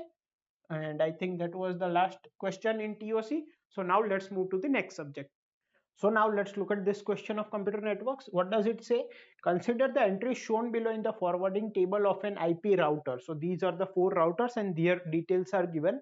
Each entry consists of an IP prefix and the corresponding next hop router for packets whose destination IP address matches the prefix. Okay.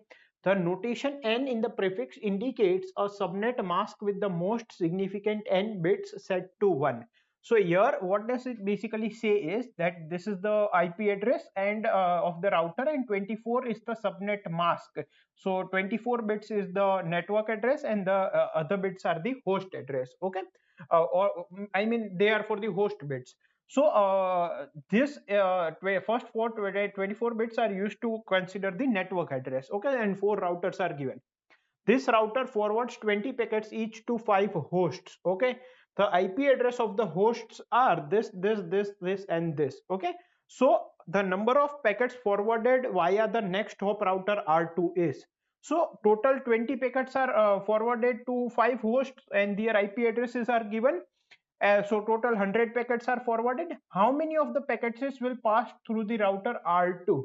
So how can we find that? See, what we can do is, so basically we need to see, if we check the network address of this, whether it is matching R1 or R2 or R3 or R4, and respectively it will go in that router. If only one router's address is matching, because here we do not know subnet mask, the number of bits for the address, right? So we will match with all 4 of them. If there is only one router matching, it will pass through that router only. But if there are multiple routers matching, then the router having the bigger subnet mask, it will pass through that. Okay, so let us write down these values. So it is 10.1.124, so it is 10.1.1.0, and this is 24, this is R1. Okay, 10.1.1.128 and 25, so it is 10.1.1.128, this is 25, this is router R2. 10.1.1.64, 26, 10.1.1.64, and this has 26 bits as the subnet mask, this is R3. 10.1.1.192, so 10.1.1.192, and it also has 26 bits, and this is R4. Okay, now let's write down the host addresses. It is 10.1.1.16, 10.1.1.16. This is the first one. The second one is 10.1.1.72, 10.1.1.72. Okay. Then it is 132. So it is 10.1.1.132. Okay. And 10.191. So it is 10.1.1.191. Okay. And the last is 205. Last is 205. Okay. So these are the IP addresses. Now what I want to see is I want to match the network address with all the 4 routers. If it matches with only one router, it will pass through that. If it matches with multiple routers, it will pass through the router having the maximum number of bits. And we need to tell how many packets pass through R2. Okay. So here if I see, then here if I look at the IP addresses, what will be 10 point for R1, it would be 10.1.1.0. okay, and it is 24. Now here also it is so let's start with the first one. Okay, so the first one is 10.1.1.16. okay, and let us match it with R1. So there are 24 bits as the network address, so I will take the first 24 bits. Okay, so 10 will remain as it is, 1 will remain as it is, this one will also remain as it is, and this is 0. So this is matching with R1, right? So here R1 is valid. Let us try to match it with R2. So consider the first 25 bits. So if I consider the first 25 bits, it will be 10.1.1 point. Now I want 25 bits. How is 16 represented in 8 bits? 0, 0, 1, 2, 4, 8. So it is something like this, right? So these are 8 plus 8, 16 plus 8, 24 bits and 125. So this will remain 0 only, right? If I take 25 bits, so this is not matching with R2. If I try to match it with R3, so if I take 26 bits, it will be still 0, because even if I take these 2 bits, it will remain 0 only. So this is not matching with this or this. So this will pass through R1. Now let's check for the second one, 10.1.1.72. If I take 24 bits subnet mask, then it will be 10.1.1.0. This is matching with R1. If I take 25 bits, it will be 10.1.1.0 only. This is not matching with R2. Okay. Now you see here, I want to see whether it passes through R2 or not. So I will not check it further.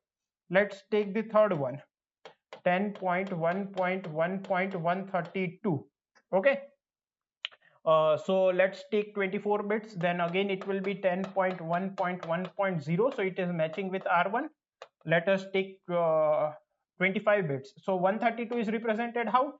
128 plus 4. So 128 plus 4 is something like this.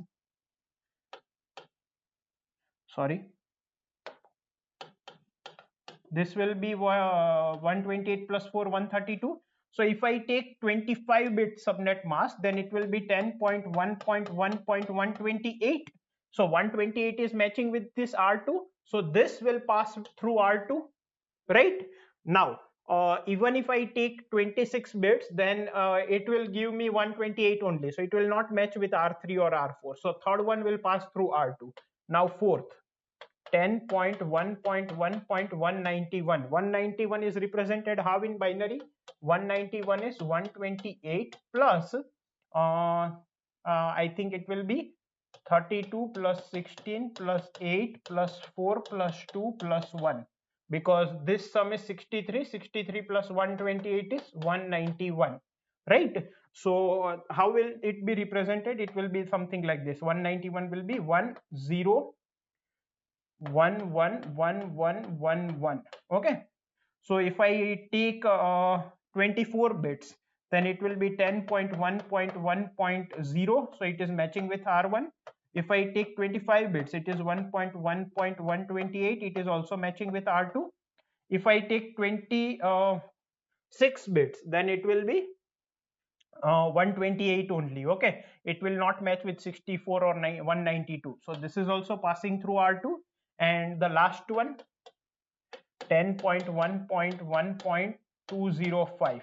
So how can I write 205 in binary? It is 128 plus 64 plus this is 192, and I need 13 more. So 8 plus 4 plus 1. Okay. So 205 is 128, 64, 32, 16, 8, 4, 2, 1. This is 205. So if I take 24 bits, it will be 10.1.1.0. So it is matching with R1. If I take 25 bits, it is 128. It is matching with R2. If I take 26 bits, it will be 192. So it is also matching with R4. Okay, so it will pass through R4. This will pass through R4, not R2 or R1. So there are only two host IP addresses whose packets will pass through R2, but each of them is sending 20 packets. Each of them are sent 20 packets. So 20 into 2, your answer would be 40. Okay, so the correct answer for this question is 40. Okay, now let's move on to the next question. This is TCP client P successfully established a connection to TCP server Q. Let NP denote the sequence number in the sink sent from P to Q, and let NQ denote the acknowledgement number in the sink acknowledgement from Q to P. Which of the following statement is correct? So basically in the acknowledgement and in the sequence number, what happens is, let's say this is the client. Okay, just a second. So let's say this is the client P and this is the server Q, and it has established a connection. So when it sends something, it sends a sequence number with it, NP. Okay, let's say NP is 5. So now the acknowledgement which Q will send will be 6. Okay, this NQ will be equal to 6. If the NP is equals to K, then NQ will be equal to K plus 1. What does this denote? I got the sequence number K. Now send me the data of sequence number K plus 1. Okay. So the acknowledgement number NQ is equal to NP plus 1. Yes, because it is saying that I have got the sequence number NP. Now send me the data related to NP plus 1, the next one. Okay. So the acknowledgement number NQ is equal to NP plus 1. That's so acknowledgement number NQ is equal to NP. This is false. Now let's see the other two options. The sequence number NP is always 0 for a new connection. The sequence number NP is chosen randomly by P. So here option C is correct. Why? Because for security purposes, we do not always set it to 0. We start with a random value. Okay, so that the attacks on the networks are harder. Okay, like it's not easier to make the attack, and so the NP number will be chosen randomly. So option B and C would be the correct answer. Okay, now let's move on to the next question. Okay. So now here what it says is a user starts browsing a web page hosted at a remote server. Okay. The browser opens a single TCP connection to fetch the entire web page from the server. Okay. The web page consists of a top level index page with multiple embedded images object. So in the web page, the first is the index page, and in that the images are embedded. Assume that all cache, that is DNA cache, browser cache, are all initially empty. That is, there is no data in the cache or browser cache. Okay. The following packets leave the user's computer in some order. So some order is given. Which of the following is the correct order? Okay. Now you see here, whenever a client computer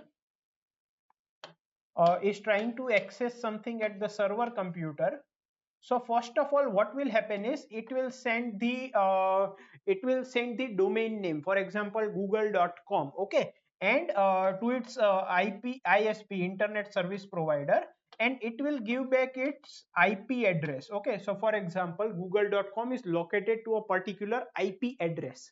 Okay, so first of all it will send the domain name, that is google.com, to its internet service provider, and internet service provider will send the IP address of google.com. Okay, so the first thing is to resolve the domain name system. Okay, so domain name system requests to resolve the web server's name to its IP address. Okay, we want the IP address of this web server. So second is the first step. This is the first step.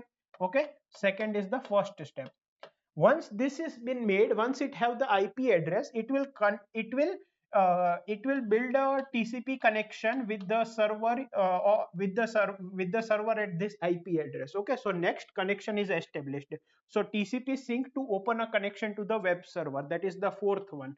So now the next done will be 4.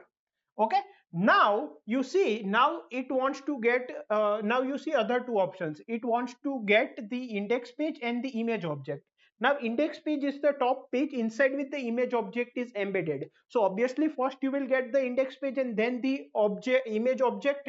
So then you will HTTP GET request is made for the index page. So this is the third, and at last you get the HTTP GET request for the image. Okay, so this is third. So the options would be 2413. 2413. A is the correct answer. Okay. So here option A is the correct answer. Okay. Now let's move on to the next question. Okay. Which of the following fields is or are modified in the IP address of a packet going out of a network address translation device from an internal network to an external network? See, basically what happens is, let's say I'll give you an example. Let's say this is a hostel. It is a hostel 1. This is hostel 2. This is hostel 3. They are in an internal network. Okay, and here let's say there is a router. Okay, it will have its IP address, right? And there is the external something which is to be accessed. Okay, external server. Now what will happen is, this will make a request to this, and from here the request will be made here. If this wants to access this server, it will make a request here and then send here.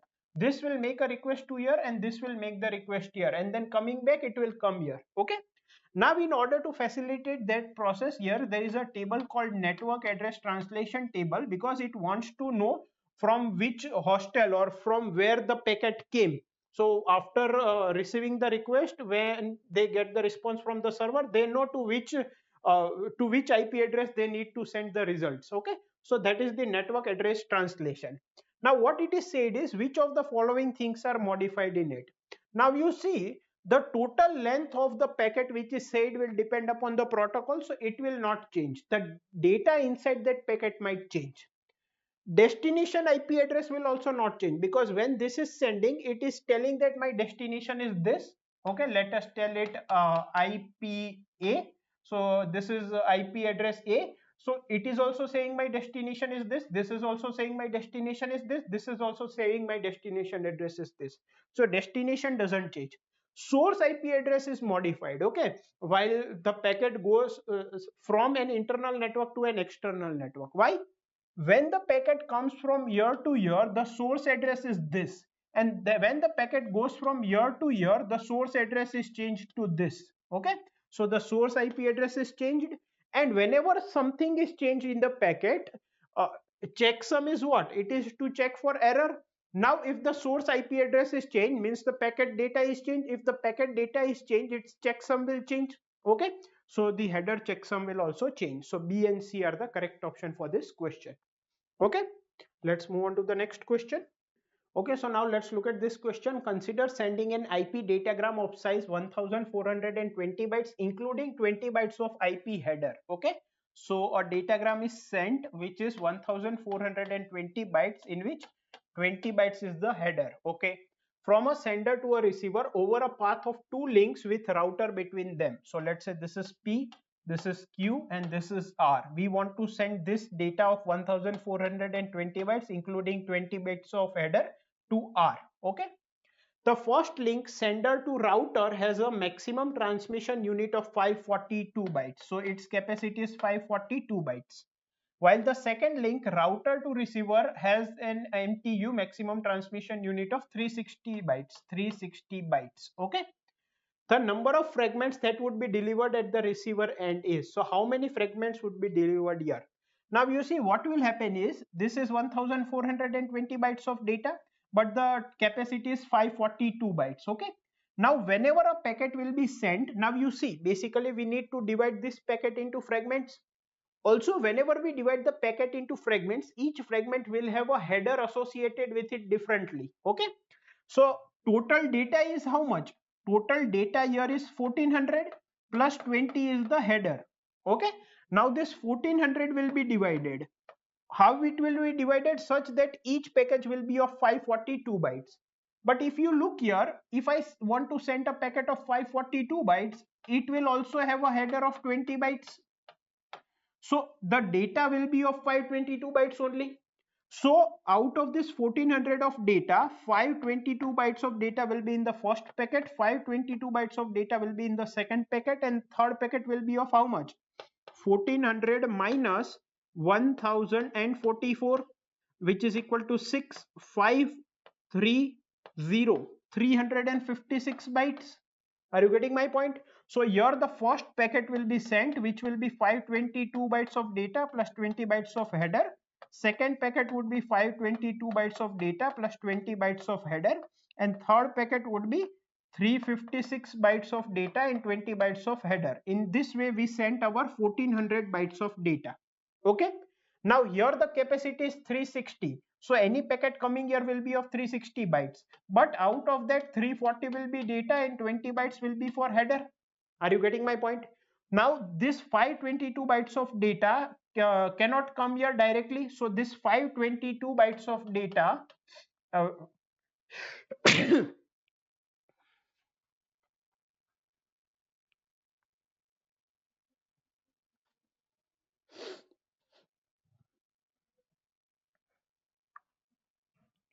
so this 522 bytes of data cannot come here directly because its capacity is 360 byte. So this will be divided. Now you understand this. It will, the first packet will be of 340 bytes because 20 byte will be extra for header, and remaining is how much?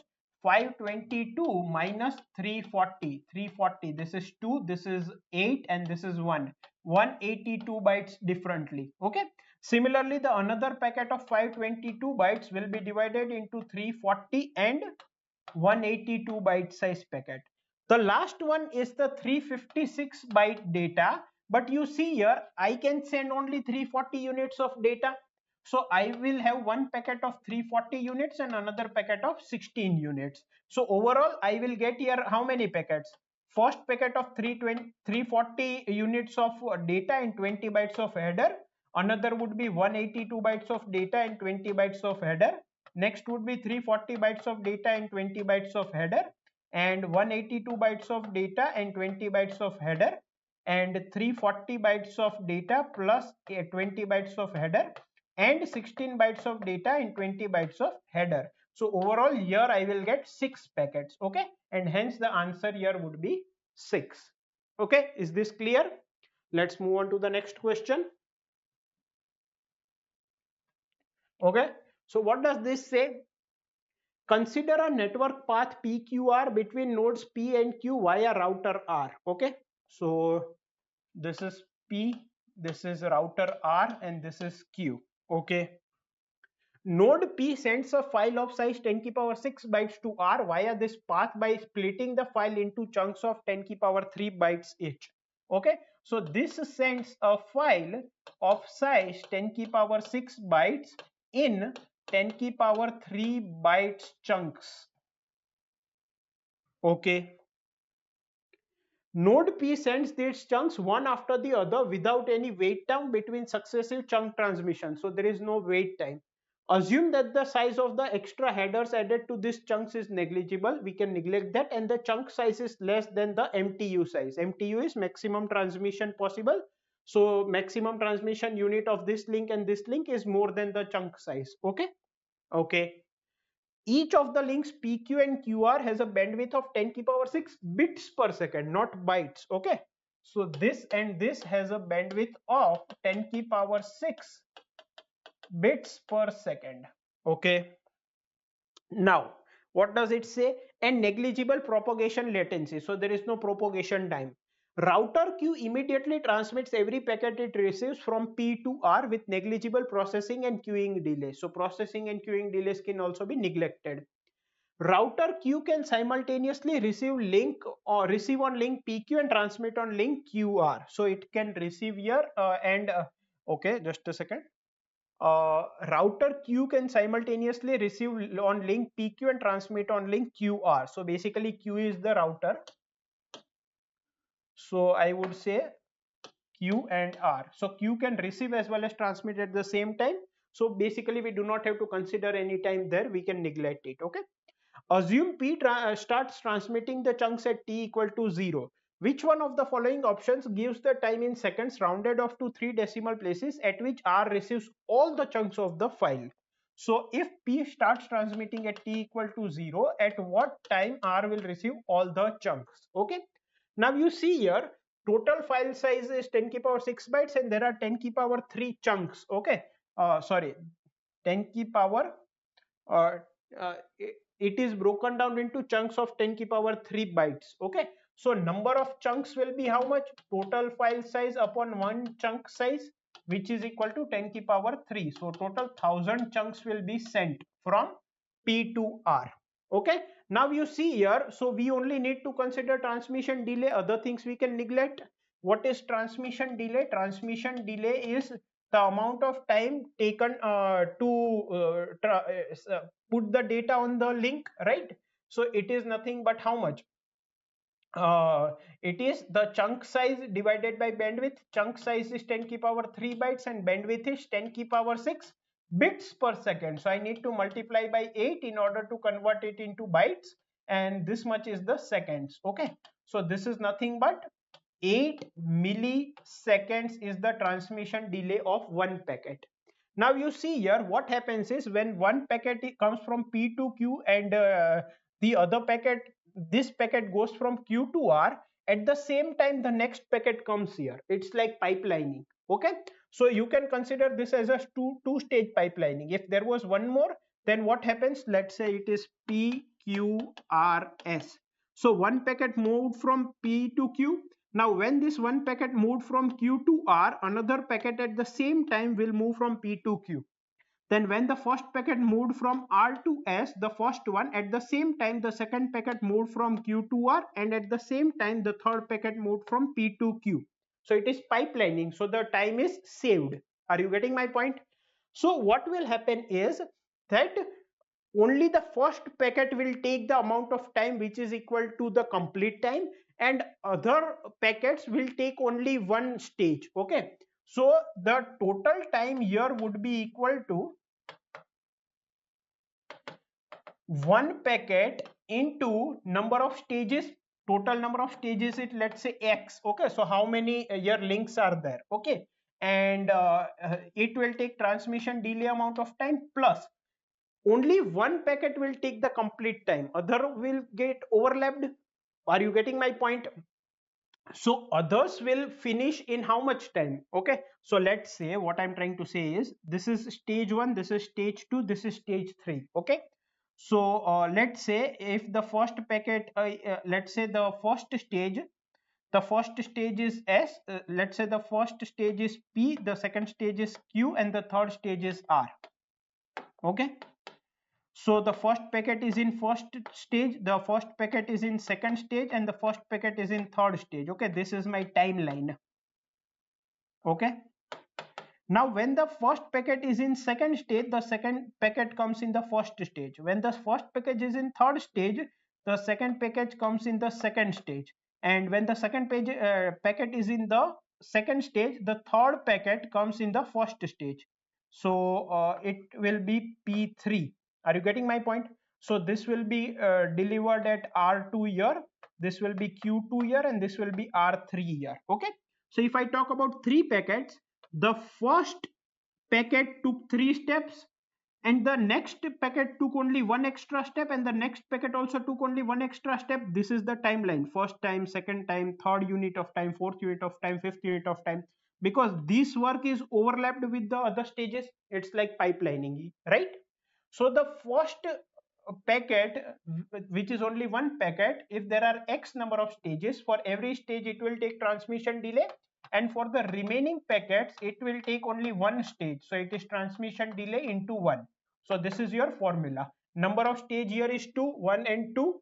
Transmission delay is 8 millisecond plus total remaining packets is 999, because if total file size is 10 to the power 6 and total one packet size is 10 to the power 3 bytes, so total there are 1000 packets.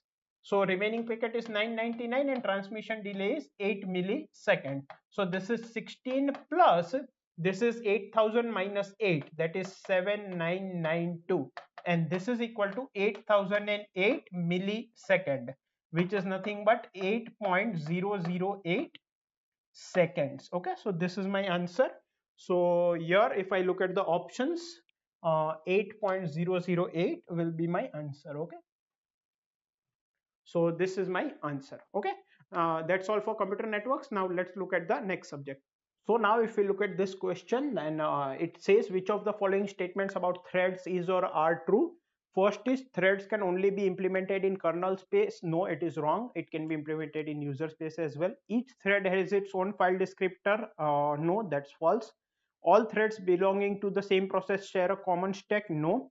Threads belonging to a process are by default not protected from each other. Yes, this is true. So your option D is correct for this. Okay. Which of the following process state transition diagram is or are not possible? See, for a process state transition diagram, what happens is, let's say a process came into the ready queue. From ready queue, it can go to the running state. From running state, it can go to the waiting state. Let's say it wanted an input output or something. Then after it got the input or output, it will again go back to the ready state. Or from running state, it can go to the terminate state if it has finished executing. Okay, and for the preemption cases like round robin, where after a certain point of time, even if a process does not want any input or output, it has to go back to the ready queue. Why? Because it is preempted after a certain point of time. So from running state, it can also go to ready state in case of preemption. Okay, so these things can happen. Now let's look. Ready to waiting. Ready to waiting doesn't happen. Okay, because while it was running, it might either preempt or it might require some input output, so that it came to waiting. But while ready, it will not immediately require something and go to waiting. Okay, so this is not possible, and it is asked which is not possible. So this is not possible. Running to terminated, obviously possible. If the process has finished running, it will terminate. Running to ready. Running to ready can be the case in the case of preemption like round robin. Waiting to running. From waiting, it does not directly go to running. It has to come to the ready state. Okay, so these two are not possible. Hence A and D are the correct answers. Okay, let's look at the next question. Okay, so consider the following two threads T1 and T2 that update two shared variables A and B. So there are two threads and they are sharing the values A and B. Initially A equals to B equals to 1. Though context switching between the threads can happen at any time, each statement of T1 or T2 is executed atomically without interruption. So a context switch can happen between two instructions. Okay, it can happen between two statements. So after doing A equals to A plus 1, it may context switch and go to T2. But one statement is executed atomically only. Okay, it will not happen that A equals to and then in between it will break. Okay, which one of the following option lists all possible combination of values of A and B after both T1 and T2 finish execution? So after T1 and T2 finishes execution, depending upon the order of execution, different values of A and B can be there finally. So which of the following combination is possible? It is asked out of these four combinations. Okay, now you see here, let's see some of the cases. Initially A is 1, B is 1. Okay, now let's say both T1, both the state. Also one more thing, second statement of T1 cannot execute before the first statement of T1. Okay, this order will follow, but they can context switch like this. Okay, so let's say initially T1 executed completely. So what will happen if this executed completely? In the first case, this executed completely, so A became A plus 1, so A became 2, B became 2. Now it went to T2, so B became double, so B became 4 and A became 4. So 4 comma 4 is possible. Okay, now let's take the second case. What is the second case? After running the first statement, it went on to the T2. Okay, so A became A plus 1, so A became 2, then context switch happened and we came here. Okay, now here also there can be two cases, either this completely runs and then come back, or after running partially it come back. Okay, so let's take two cases. So after completing the first statement, it went here. In the first case, let us say both of these statements are executed. So B will become 2 because it was initially 1, and A will become 4. And then it will come back and execute second line. So B will become 3. Okay. And this is the second case where after running the first statement, it went here. B became double. B became 2. Then it again came back here. B is increased by 1. B became 3. And then it again went back here and A became 4. And the fourth case is you run this first. Okay. You run the first statement, then come here and so on. So here 4 3 and 3 4, what are the final values of A and B? So you can see A is 4, B is 3. Okay, so here both values were 4 4, here it is 4 comma 3. Both of them are same only. Okay, 4 and 3. Okay, then if you look at the case when this is executed first and this is executed next, then what will happen is B will become 2, A will become 2, right? Here first T2 is executed, so B will become 2, it was initially 1, A will become 2. Now comes here, so both of them are incremented by 1, so A became 3 and B became 3. So 3 comma 3 is also possible. So 3 comma 3, 4 comma 4 and 4 comma 3 is possible. Now if you look here, you will get this option, but what I want to show you is 3 comma 4 is not possible. Why? Because if you want the value of B to be 3, how you can get it? First double the value of B and then increment it by 1. That is how you can get the value of B as 3, right? Sorry, just a second. So 4 comma 3 is possible, 3 comma 4 is not possible. So what do I mean by that? So this you will get in the option, but 4 comma 3 is possible, 3 comma 4 is not possible, means the value of A is 3 and B is 4. If you see here, if I want the value of A to be 3, how can I get it? I need to double the value of A and then increment the value of A. So I need to execute this statement before this statement. If I need to execute this statement before this statement, I also need to execute this statement before this. So I executed this. So this gave me the value of B to be 2. This gave me the value of A to be 2. Now I came here. This gave me the value of A to be 3. And this will be executed obviously after this. So this will also make value of B to be 3. So if you try to make A 3, B will become 3 only. You cannot get 4. So the values which are possible for A and B is 4 4, 3 3 and 4 3. And whenever there is 3 4, that option is wrong. Okay. Let's look at the options. So it is 4 4, 3 3, 4 3. This is possible. 4 4, 4 3, 3 4. This is not possible. 3 4. 2 2, not at all. 3 4, not at all. Okay, so your correct option is option A, where the values are 4 4, 3 3 and 4 3. Okay, now let's move on to the next subject. Okay, so now let's look at this question. What does it say?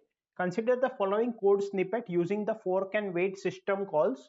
Assume that the code compiles and runs correctly and that the system calls run successfully without any errors. Okay, int x equals to 3 while x is greater than 0, fork, print hello, wait, null and x minus minus. So basically, first of all, we can see that x value is 3 and it is still x greater than 0. So this loop will run 3 times. First thing. Second thing, here what's happening is, see, wait is basically will decide the order, right? But here we want how many total number of times the printf statement is executed. So kind of wait is of no use to us. Okay, whether it like it will finish the child process first before finishing the parent process, but that is of no use. We want to see how many total printf statements will be printed, and fork will create a child process. So what will basically happen is, when x value will be equal to 3, it will go into the while loop. Okay, and there will, this is the first parent id, it will create one child. Okay, let me call it child 1 id. Okay, or let's just not write id, let's just write parent and child. Okay, so it will create one child. Now both of these will print hello, so it will be 2 times plus. Now it will come in the next loop, x will become 2. So this parent will create a child of itself, and this is also a process, that process's child will also be created. Okay, so another child will be created for this parent, and with respect to C1, one more copy will be created, C12. So now 4 times hello will be printed, so it will print 4 times. Okay, this is when x will be equal to 3, this is when x will be equal to 2. Now x will become 1 and again go into the for loop. Again fork will be called. So what will happen? With respect to this parent, one more child will be created. With respect to this child, one more process will be created, that is a C13. And with respect to C2, one will be created, that is C21. And with respect to C12, one more child will be created, let us call it C121. Okay, so total 8 will be created and all of them will print hello. So it will be 8. This is when x is equal to 1. Then x will become 0 and we will come out of the while loop. So 2 plus 4 plus 8, that is 14 number of times hello would be printed. Okay. Okay, now let's move on to the next question. So now let's look at this question. What does this question say? Consider the following pseudocode. So we have been given a pseudocode which has 15 lines of code. Which one of the following options correctly specifies the number of basic blocks and the number of instructions in the largest basic block? So first of all, what is the meaning of a basic block? A basic block means in that all the instructions will be executed line by line only. So there is no incoming or outgoing branch in between. There can be a incoming branch from the starting of the code, okay, from where it starts executing in that block, and there can be a outgoing branch at the end, but in between there cannot be any branch, okay, either incoming or outgoing. So if I look at the branches from here, it says if this is the condition, then go to L11. So from here there is a branch here. Now from here it says go to L4. So from here it says go to L4, and here it says go to L3. So here it says go to L3. Now what I said, in a basic block, let's say this is a basic block which has some number of instructions, then there can be a starting branch at the first instruction and there can be an outgoing branch at the last instruction. In between there must not be any branches. Okay, so let's say the code starts executing from the top, so there might be a main function which calls here. Okay, so I can say this is one block because here they have an incoming branch. Okay, then here also they have one incoming branch, so the next block will be of one line only. Now from here till here will be one branch, L9, from L4 to L9, because from here there is an outgoing branch. So from here to here is one block, right? Because the last instruction can have an outgoing branch, right? Then L10 will be again singular because L11 has an incoming branch, so this will be singular. And from L11 to L12 can be one thing because here there is incoming branch and here there is outgoing branch. Okay, and here there is outgoing branch, so again L13 will be one thing. Okay, and sorry, not L13, L13 to L14 can be together, right? And L15 will be together. So how many total blocks are there? 1, 2, 3, 4, 5, 6 and 7. 1, 2, 3, 4, 5, 6 and 7. So total number of blocks is 7. And what is the maximum number of instruction in the largest basic block? I can see this is the largest basic block. It has 1, 2, 3, 4, 5 and 6 number of instructions. So your answer must be 7, 6, because it has asked the number of basic blocks and number of instructions in the largest block is. So 7 is the number of blocks and 6 is the maximum number of instruction in the largest basic block. Okay, let's move on to the next question. We have a function f of x, fx, which is called from the main function. And what is fx? We take a character and we take the input, and if it is not equal to new line, we again call the function, and if it is not equal to new line, we print that character. Okay, assume that the input to the program from the command line is 1 2 3 4 followed by a new line character. Which one of the following statement is correct? So which of the following is correct? Now you see here, when you give 1 2 3 4 as the input in the number line, okay,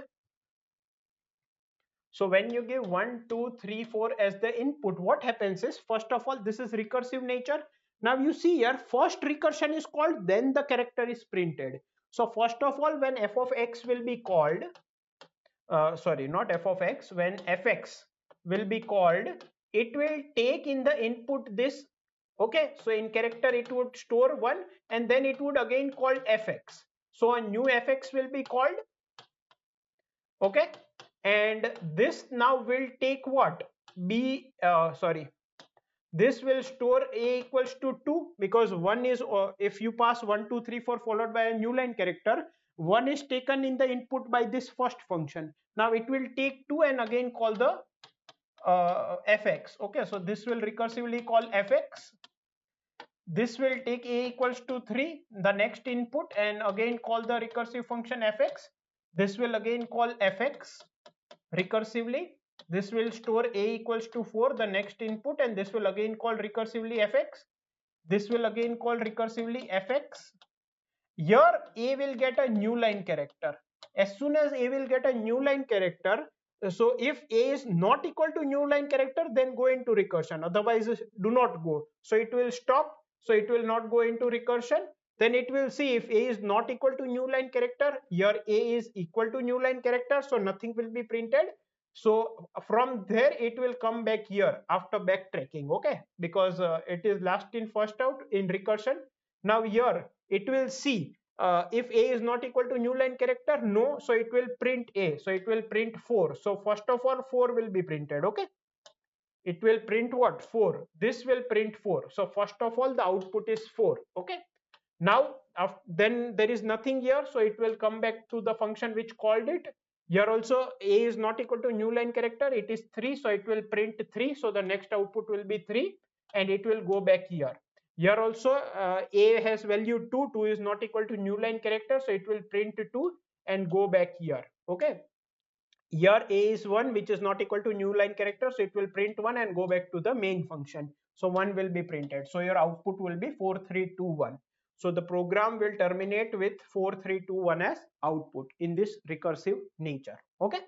So let's move to the next question.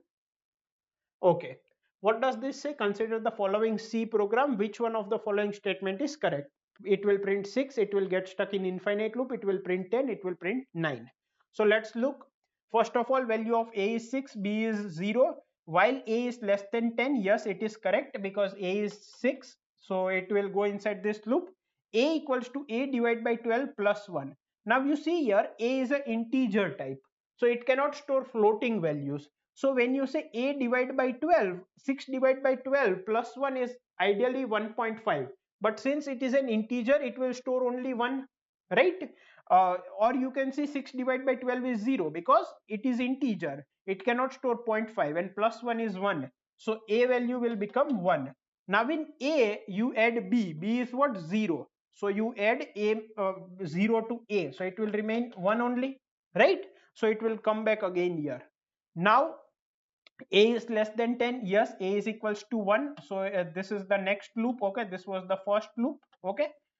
Now a equals to a divided by 12 plus 1. 1 divided by 12 is 0 because it's integer, plus 1 is 1. So again a value is 1 and b value is still 0. So a plus 1 plus 0 is 1. So a will remain 1 only. Again it will go inside the loop. A 1 is less than 10, yes. Again it will store a equals to 1. 0 will be added, a will remain 1 only, again it will go inside the loop. See, there is repetition, a is remaining 1 only after every step, so it will never come out of the while loop, and hence the correct answer is the program gets stuck in an infinite loop. Okay, let's move on to the next question. Okay, what does this question say? Consider a binary mean heap containing 105 distinct elements. Let k be the index in the underlying array of the maximum element stored in the heap. The number of possible values of k is. You see here, binary mean heap, it's something, in binary mean heap the minimum element is stored at the root node, okay, and for every node the children value are greater than its parent value, and this is true for all the nodes, okay. So you see, suppose I have this kind of mean heap, okay. So let's say the value here it is 1, here it is 2, here it is 3. Let me draw it bigger, okay. So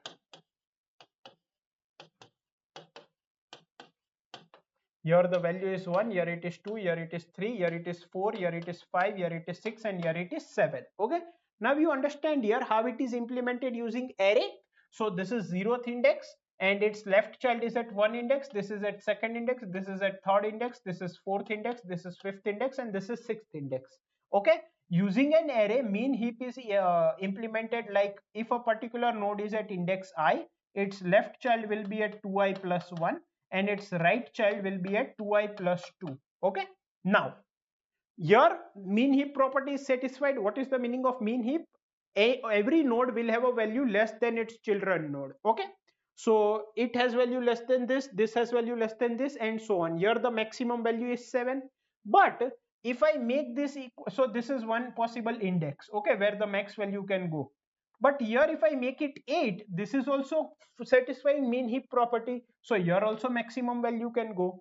Here if I make it 15, here also maximum value can occur, this is also mean heap, so this is one also possible index.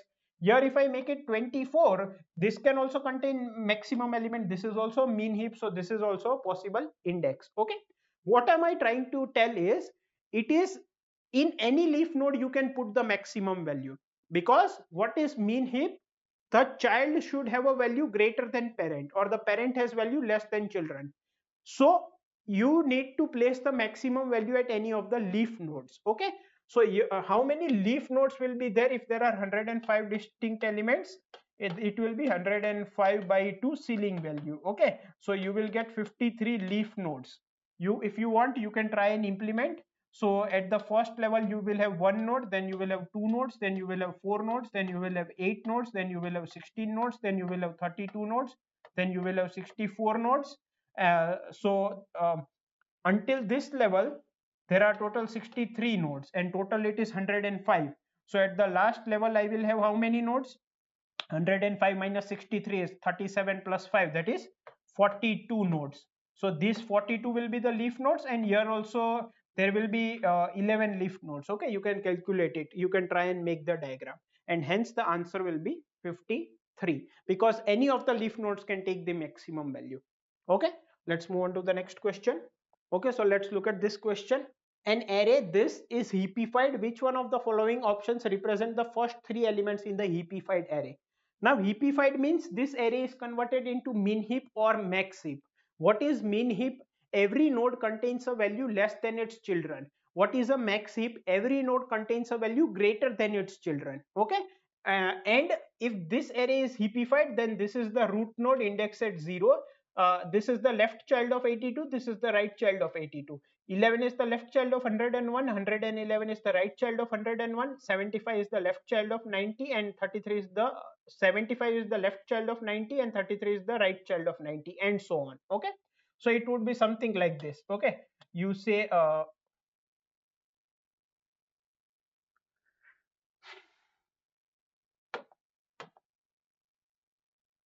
so if we talk about this question, then this question says an array this is heapified. Which one of the following operation represents the first three elements of the heapified array? So what does basically heapified means? You convert this array into either min heap or max heap. Here which heap is not mentioned. What is min heap? Min heap means uh, uh, a node will have a value less than its children, and this is true for all the nodes. And max heap means a node will have a value greater than its children, and this is also true for all the nodes. Okay, so which of the following options will be true? Let us start from D. Okay, so if these are the first three elements, it means 82 will be the root node, 90 will be the left child of 82, and 101 will be the right child of 82. Okay, so looking at this structure, I can convert it into mean heap, but I cannot convert it into max heap, because 82 is less than 90 and 101. So it might be possible to convert it into a mean heap. Can I convert it into mean heap completely? That I need to see. Okay, so if we look at the options, then you see 75 and 33 are less than 82, but they will come somewhere below only. But in mean heap, the smaller values must come above the larger values, right? So actually for a mean heap, 82 must be in the children of 75 or 33, something like that. But here 75 or 33 cannot come in left child or right child, because these values are bigger, so I cannot form a mean heap. And I cannot form max heap also, because already for the first three nodes, if this is the given structure, I cannot form a max heap. So neither mean heap, neither max heap can be formed using this. Let's look at this option: 82, 11, 93. 82, 11, 93. Now you look here, 93 is greater than 82, 11 is less than 82. So this is neither satisfying mean heap nor max heap. So this is also false. Now 131, 11 and 93. 131 is the root node, 11 is the left child and 93 is the right child. Now your root node has values larger than the children, so I can form a max heap. But in max heap, now you see here, where will I place 111? I cannot take 111 here or here, because in max heap a node has values, children has values less than the parent node. So 111 cannot come here as well as here. So this cannot form a max heap. Are you getting my point? And since 131 is greater than 11 and 93, we cannot also form mean heap. So this option is also gone. Obviously, this is the answer, but let's look at it. So it is 131, 111 and 90. Now 131 is greater than 111 and 90, so we can form a max heap. Now if I look at the array, can I form a max heap? Yes. How? See, 131 is taken, 90 is taken and 111 is taken. Now 101 and 93, I can place 101 and 93 here, right? So 101 and 93 are taken. Now 82 and 75, I can place 82 and 75 here. So 75 and 82 are also taken. Now 33, 44 and 11. 33, 44 and 11. So this has formed a max heap, right? So option A is the correct answer. Okay, let's look at the last question.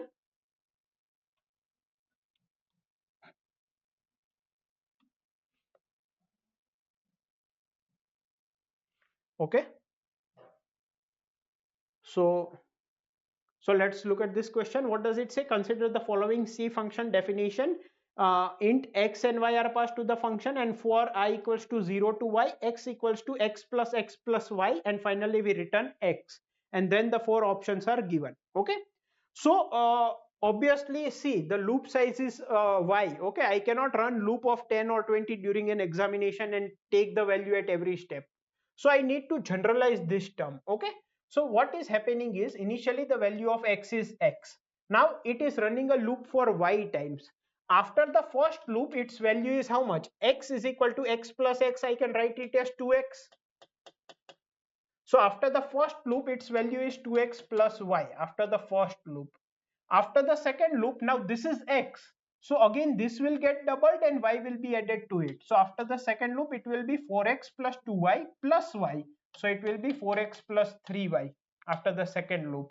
After the third loop, this is the x value. It will get doubled and y will be added. So if I double it, it is 8x plus 6y and y will be added. So it is 8x plus 7y. This is third loop. So can I say it is something like this: 2 की power k into x plus 2 की power k minus 1 into y for k step. Okay. Now, how many steps are there? Y, because the for loop size is y. So k equals to y. So my output finally x will be equal to, this is x final. Okay. It is 2 की power y into x initial plus 2 की power y minus 1 into y. Okay, now look at the options. If inputs are x equal to 20 and y equal to 10, x is 20 and y is 10. Now you see here the dominating term is what? 2 की power y. Are you getting my point? So if y is 10, my value will be something greater than 2 की power 10, right? Then the return value is greater than 2 की power 20. Not at all, because y is 10, then this is 2 की power 10 into 20. This is 2 की power 10 minus 1 into 10. It can never reach 2 की power 20. So this option is false. If inputs are x equal to 20 and y equal to 20, then the return value is greater than 2 की power 20. Obviously, if y is 20, x dash is greater than 2 की power 20, because it is 2 की power 20 into something plus 2 की power 20 minus 1 into something. So it is obviously greater than 2 की power 20. If the inputs are x equal to 20 and y equal to 10, then the return value is less than 2 की power 10. No. If the y value is 10, then the return value is 2 की power 10 into something plus 2 की power 10 minus 1 into something. So it is greater than 2 की power 10. It is not greater than 2 की power 20, but it is greater than 2 की power 10. So it is not less than 2 की power 10. So this is also wrong. If the inputs are x equal to 10 and y equal to 20, then the return value is greater than 2 की power 20. Yes. If y is 20 and x is 10, then it is 2 ki power 20 into 10 plus 2 ki power 20 minus 1 into 20. So it is greater than 2 ki power 20. Okay, so the dominating term is y, and hence these two will be the correct choices. Okay, so now let's move on to the next question. So now let's look at the solution of questions from computer organization and architecture. What does this question say? Which one of the following statement is false, which is not true? Okay, now the first one, programmed IO mechanism has a better CPU utilization than the interrupt driven IO mechanism. So what does these two mean, program driven IO and interrupt driven IO? Basically, see, we have input output devices, for example keyboard, mouse. Now when you press a key on the keyboard, let's say you pressed the key, and let's say you pressed K on the keyboard, and you had opened notepad, so it will write K. Now there are two methods to implement it. One is program driven IO and one is interrupt driven IO. What does program driven IO mean? The CPU is running a program which is constantly checking whether there is any key press from the keyboard, and if there is a key press, it will detect it and do the respective work of that key. Okay, so it is continuously running a program, CPU, and checking if there is any key or any button pressed from the IO devices. Whereas in the interrupt driven IO, what happens is CPU does not constantly keep on running a program to check whether any input or output is pressed. In the interrupt driven IO, when you press a key on the keyboard, an interrupt is sent to the CPU saying that this key has been pressed. Now you need to do the respective action. So that is interrupt driven IO. Now you understand one thing. For program driven IO, the CPU has to run the program and continuously check whether any button is pressed or not. So it will utilize CPU more, it will utilize some part of the CPU. Whereas for interrupt driven IO, the CPU is not continuously checking the IO devices. It is doing its work, and whenever there is a button pressed or something from the IO device, the interrupt driven, there will be an interrupt to the CPU for that button, and the respective work will be done. So in programmed IO, CPU utilization is not as good as interrupt driven IO, because it is utilizing a part of the CPU to constantly monitor the IO devices, whether there is any signal from the IO devices.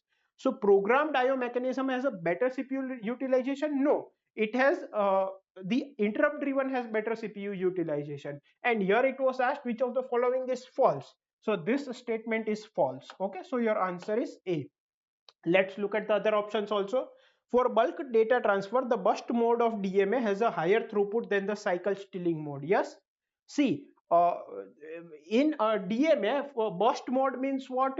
You do the data transfer in one go only. Whereas in cycle stealing mode, you do the data transfer in one cycle, then one cycle CPU does some other work of its own, then again in the next cycle you do a data transfer, then in the next cycle again CPU does some work. So cycle is stolen between the DMA and the CPU for doing the work. Okay, so that is cycle stealing mode. But if you have a lot of data, bulk data, then if you if you just in burst mode, the CPU stays ideal, you just completely transfer the data. Okay, so that will obviously be faster and have higher throughput, right? So this is true. The CPU can start executing an interrupt service routine faster with the vectored interrupts than with the non-vectored interrupts. This is also true. See, what are vectored interrupts means? They know they have been given an address. So whenever they have vectored interrupt occurs, it means it knows to which address to go and which routine to run. Okay, which interrupt service routine to run. So that's why it is obviously faster. In non-vectored, the address of the routine which needs to be run on the interrupt is not fixed, it changes. So if the address changes, it will obviously take time. So the vectored interrupts are faster than the non-vectored. This is also true. In the cycle stealing mode of DMA, one word of data is transferred between an IO device and main memory. One word of data is transferred between an IO device and main memory in a stolen cycle. Yes, cycle stealing mode, first one word of data will be transferred, then cycle will be given to CPU for some other work, then again some amount of data will be transferred, and so on. So cycle will be stolen between both of them. So this is also true. And it was asked which of the following is false. Option A is false, and hence option A is the answer. Now let's move on to the next question.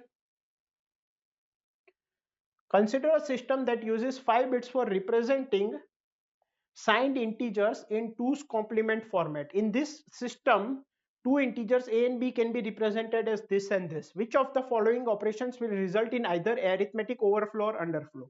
You see here, they are representing the number in 2's complement format.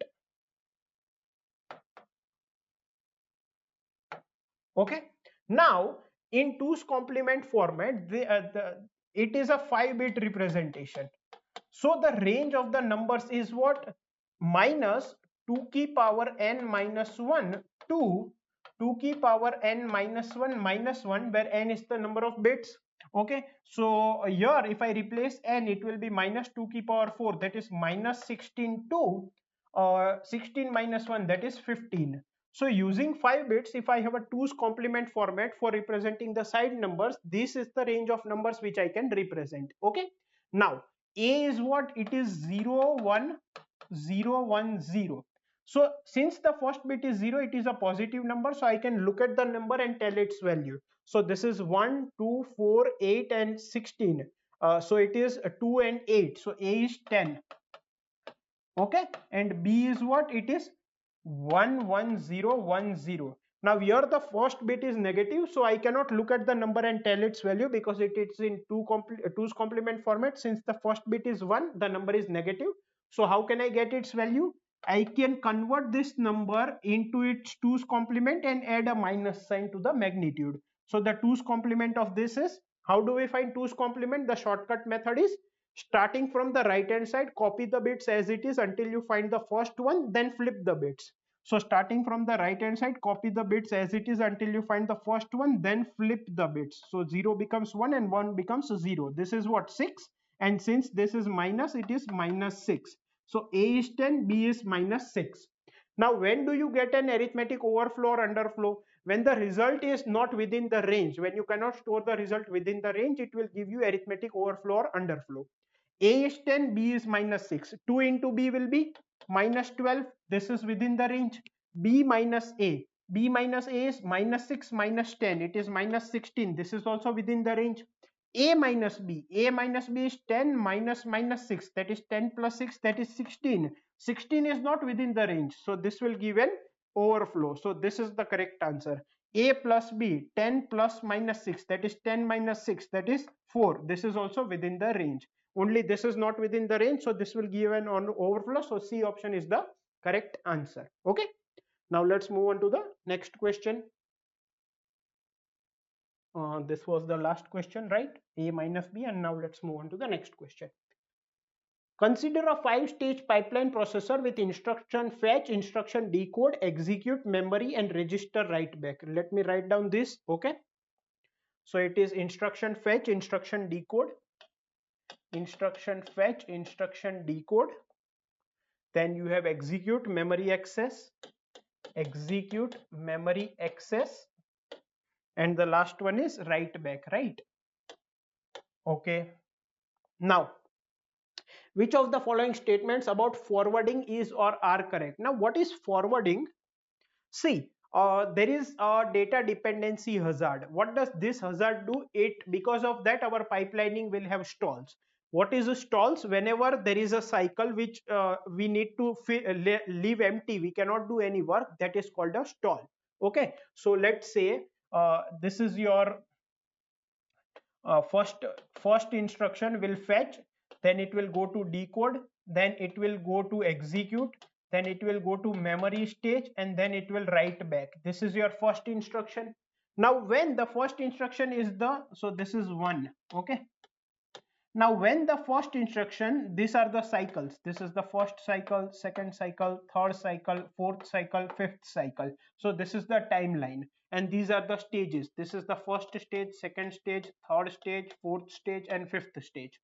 Now when the first instruction is in the decode stage, the second instruction will fetch, that is pipelining. Okay, so this will fetch, this will decode here, this will execute here, this will use the memory, and this will write back. Okay, now you see there is a data dependency hazard. What does it say? When the source of an instruction, when the destination of an instruction is the source of the next instruction, then there is data dependency hazard. Means For example, if I tell you A is B plus C, this is instruction I1, and in the instruction 2 I say B is A plus E. Now the destination of this instruction is the source of this instruction. Are you getting my point? Now this destination, the final value will be written, let's say, in write back stage. Okay, and this value they will get it during the execution stage, because in the execution stage only it will do A plus E, right? But the new value will be written here. So what I need to do is I need to take this execution stage and bring it here. So this three stages will be wasted, right? So this is called data dependency hazard. Now in order to solve it, what they have done is they have smartly made some registers, because of which even before writing back to the memory, even before writing the final value to the final register, you can pass on the value, or you can say you can forward the value from one instruction to another. So from this memory instruction you can forward the value of A to the execution unit in the instruction 2. Okay, here you will write the final value. So what you ideally need to do is you need to take this execution stage here, but then your 3 cycles will be wasted.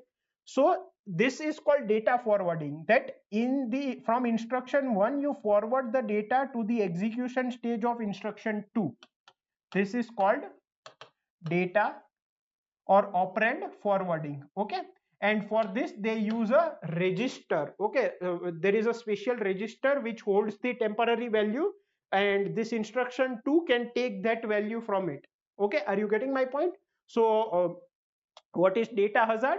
When the destination of the current instruction is the source of the next instruction, then it will give data hazard, because of which we need to we for some cycles we will need to do some stalls means basically it's like this: you do not do anything here, you do not do anything here, you do not do anything here, they are just empty cycles, and then here you do the execution 2. Okay, so these are the stalls, so these 3 cycles will be wasted, right? So that's why uh, in order to prevent that wasting of cycles, this data forwarding is done. Okay, so this is the basic idea behind data forwarding. Now let's look at the options. In a pipelined execution, forwarding means the result from a source stage of an earlier instruction is passed on the destination stage of a later instruction. No, it's kind of reverse. From destination it goes to source, right? So the first option is false, and here it is asked which of the following is correct. In forwarding, data from the output of memory stage can be passed on to the input of the execution stage for the next instruction. Yes, here you see in the execution stage of 1 the final value of A is calculated, and here in the execution stage of 2 we need that value. So from this stage I can pass on to this stage. So option B is correct. Forwarding cannot prevent all pipeline stalls. This is true. It can only prevent the data dependency hazards. There are control hazards and other hazards also. It cannot prevent them. There are branch hazards which cannot be prevented by this. It can only prevent, forwarding can only prevent data hazards. So this option is also true. Forwarding does not require any extra hardware to retrieve the data from the pipeline stages. No, this is false. Why? Because there are interface registers here. There are interface registers. These are special hardware which stores the temporary value of this instruction, the calculated value of A, in the interface registers, which this instruction can take in the forwarding. Okay, so hardware support is required, so D is also wrong. So option B and C are correct for this question. Okay, let's move on to the next question. Okay, what does this question say? Consider two set associative cache memory architectures, WBC which uses write back policy and WTC which uses write through policy. Both of them use the least recently used block replacement policy. The cache memory is connected to the main memory. Which of the following is or are true? Now, first of all, there are two policies. The one is write back policy and write through policy. What does these two policy mean? It means that you have write back policy, okay, and write through policy. Okay, I think they have written WBC. Okay, so it is basically write back cache, write through cache. Okay, So that's why you can write it WBC and WTC. So what does this two mean? You see here, this is your cache memory, okay, and this is your main memory, okay. Now when you want to operate on some data which is in a particular block, you bring that block into the cache memory, do the operations, okay. But let's say you modified the data in this block. Now you also need to reflect this modification here. So in order to reflect this modification in the main memory, there are these two policies, WBC and WTC, okay. What does write through cache mean? It means whenever you do an update in the cache memory, you also reflect that in the main memory, okay. So whenever there is an update, whenever there is a modification in cache, reflect it in main memory, okay. So how it would be implemented? You can say at certain given interval of time, we can keep whenever there is a change in a particular block, or whenever there is a change, you can reflect it in the main memory, okay. So if there is a change here, you write it here also, okay, you make the changes here also. What is the advantage? The advantage is if the power goes off, or if the data from the cache memory goes, then you have reflected the changes here, okay. For whatever reason, if cache fails, the data is reflected here, okay. The what is the disadvantage? It will eat up a lot of time because you keep on reflecting the data. Cache was used to make the process faster. Now if you keep on going to main memory again, then the time will again be costly, right? So that is write through cache. What is write back cache? Here you keep the notice of modified block and copy it back to main memory when the block is to be replaced.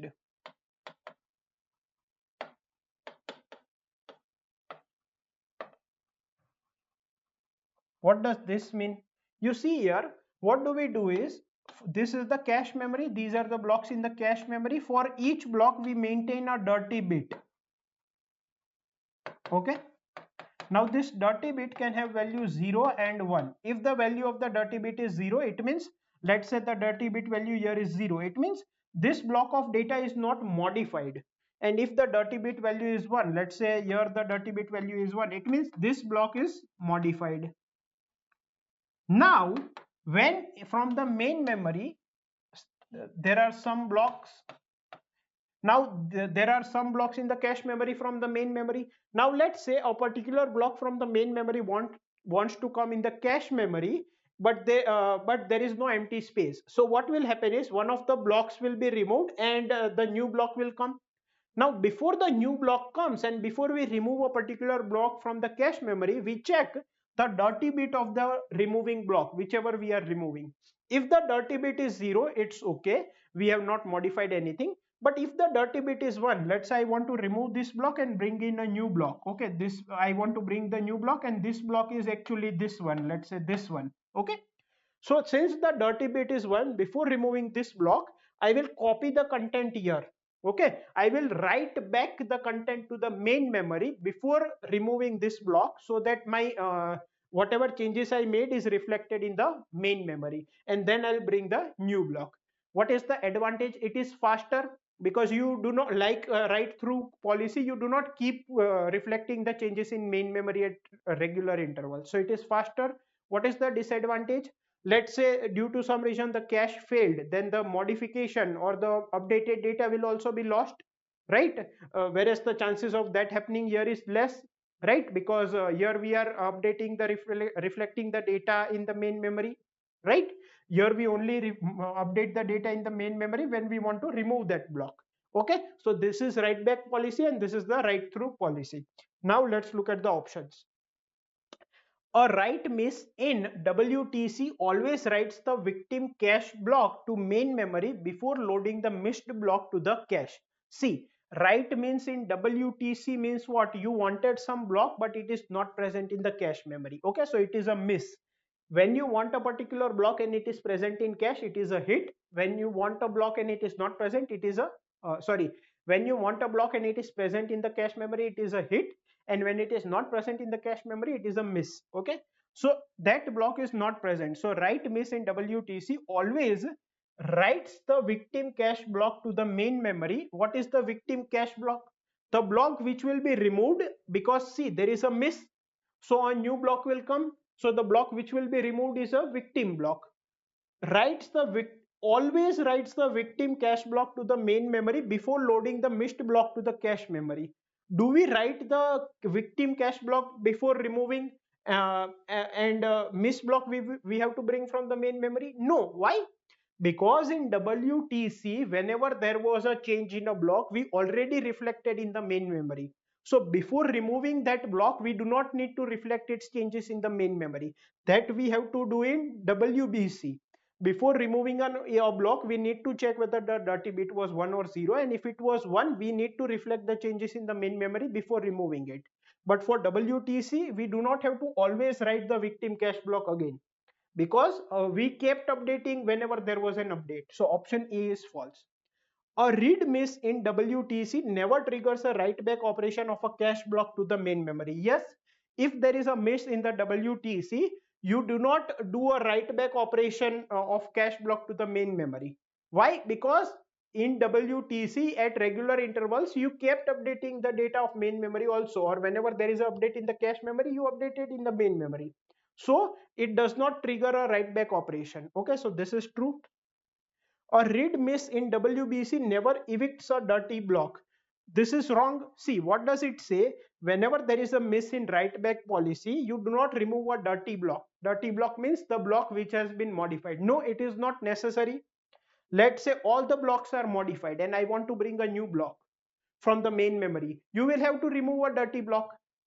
Right, you reflect the changes in the main memory and remove the dirty block. It's not that a dirty block is never removed, it is removed. Okay, so this is also false. A write hit means the block which you wanted is present in the cache. A write hit in WBC can modify the value of the dirty bit of the cache block. Obviously, write hit means what? Whatever block you needed is already present in the cache memory. Now in WBC, let's say the dirty bit of this block is 0 and this is the block which you want to modify. Here the data was ABC, now you made it DEF. So you modified the block. If you modified the block, it can make the dirty bit go from 0 to 1 when you made the first change. Now in subsequent changes it will not change because 1 will remain 1 only, but in the first change 0 will become 1, right? So a write hit in WBC can modify the value of the dirty bit of the cache block. Yes, so option B and D are correct for this question. Okay, I hope you have understood it. Let's move on to the next question. Consider a memory management system that uses a page size of 2 KB. Okay, so page size is given. Page size is 2 KB. Okay, so how many bits will be required to address this? So K means 10, so it is 2 into 2 ki power 10 bytes, so 2 ki power 11 bytes, so you will require 11 bits to represent an address. Assume that both physical and virtual addresses start from 0. Okay, assume that the pages 0, 1, 2 and 3 are stored in the page frames 1, 3, 2, 0. So basically in the virtual memory, the pages which are 0, 1, 2, 3 in the physical memory, they are stored where 0 is stored in 1, 0, 1, 2, 3, 0 is stored in 1, 1 is stored in 3, 3 is stored in 2, and 0 is stored in 1, 1 is stored in 3, 2 is stored in 2 only. Okay, so 2 is stored in 2 only and 3 is stored in 0. Okay, so 3 is stored in 0. Okay, now what the question say? Let me just confirm it once. 1, 3, 2, 0, 1, 3, 2 and 0. Okay. Now the physical address in decimal format corresponding to the virtual address 2500 in decimal format is, so there is some address 2500 in virtual memory, then where it will be present in the physical memory, that is asked. Okay. Now you see here, let's say you want this word, okay, this word from from page number 2 of virtual memory. So page number 2 of virtual memory is present in page number 2 of physical memory, so your page number will be 2. But so what I'm trying to say is, let's say, see, these are called page frames in physical memory and these are called pages. Okay, this is virtual memory, these are called pages and these are called page frames. So you bring the pages into the page frame. Okay, so this is your block in a physical memory, this is your block in a virtual memory. You want to access this data. Okay, so this page, let's say the page is placed here, this is page number 4, this is page number this is page frame number 8. So this page is placed here, but here whatever the address of this point was inside this page, it will remain the same only. Are you getting my point? For example, in one page you can have 2 की power 11 addresses, that is 2048 addresses. If this was the 496th address in this page, in the page frame also it will be 496th address only, but the page number will be replaced by the page frame number, that's all. So now this inside the page, how many addresses are there? 2 की power 11. So 11 bits will be required to represent this address inside the page. Okay, so let's take 2500, let's convert it into first binary. Okay, so what will be the binary? It will be 2048 plus 2048 plus how much I can do? I cannot do 1024, I cannot do 496, I can do 256, right? So 2048 plus 256 is how much? 2304 plus 128 will give me how much? Plus 128 will give me how much? 2432 plus 64 will give me how much? 2496 and plus 4 will give me 2500. So it can be represented, 2500 can be represented in binary as 2048 is present, 1024 is not present, 512 is not present, 256 is present, 128 is present, 64 is present, 32 not present, 16 not present, 8 not present, 4 present, 2 not present, 1 not present. Okay, so I have converted it into binary. Even if you don't understand, you know the format, you draw the table and keep dividing 2500 by 2 and then take the reverse order. I have converted it into binary. Now this is the address in the virtual memory. Okay, now this address will contain two parts. One is the page number and another is the location inside that page. Now location inside the page will have 11 bits because there are 2 की power 11 addresses inside the page, right? So 1 2 3 4 5 6 7 8 9 10 11, this many bits are for this address, the address inside the page. Now this will remain the same in physical memory also, because if I take this page and put it here, this address, if it was 496th address, here also it will remain the same, but this will change. Now you see here how many bits will be required to represent the page number. We are talking about 4 pages. 4 pages requires 2 bits. Okay, 4 pages 0 0, 0th page, 1 page, 2nd page and 3rd page. Okay, 3rd page will be 1 1. Now this is what? So here I can add an extra bit because the page number will be of 2 bits. Now it is 0 1, means we are talking about first page number. First page number is put into which frame? 3rd frame. First page number is stored inside 3rd frame, right? So if this is the virtual address, virtual memory address, the physical memory address will be what? This page number will be converted to frame number. First page number is present in 3rd frame number, but the address inside that will remain the same. So now we again need to convert it into decimal and then return it. That's all. Now you see here, this and this has all the same bits other than this. Okay. What is the value of this bit? 4096. So from year to year, this is 2500 and this bit value is 4096. So the total decimal value will be 4096 plus 2500, which is equal to 6596. So your answer would be 6596. Clear? Let's move on to the next question. Okay, let's see this question. Consider a 512 GB hard disk with 32 storage surfaces. Okay, so the total hard disk size is what? 512 GB, which is equal to 512 into 2 की power 30 bytes. Okay, 512 is 2 की power 9 into 2 की power 30 bytes. So it is 2 की power 39 bytes. Always convert it into power of 2. Okay. There are 4096 sectors per track. Okay, it has 32 storage surfaces. So if this is your hard disk, it has 32 surfaces on which it stores the data. Now it can be two surfaces. It means for this disk, the data may be present on top as well as bottom or only on top. But the total number of surfaces where the data is present is 32. Okay. There are 4096 sectors per track and each sector holds this much amount of data. The total number of cylinders in the hard disk is, what does it say? See, these are the surfaces. Now each surface, if I look from the top, okay, from the top view, surface would look something like this. This is the axis. So it will have cylinders, okay. It will have cylinders.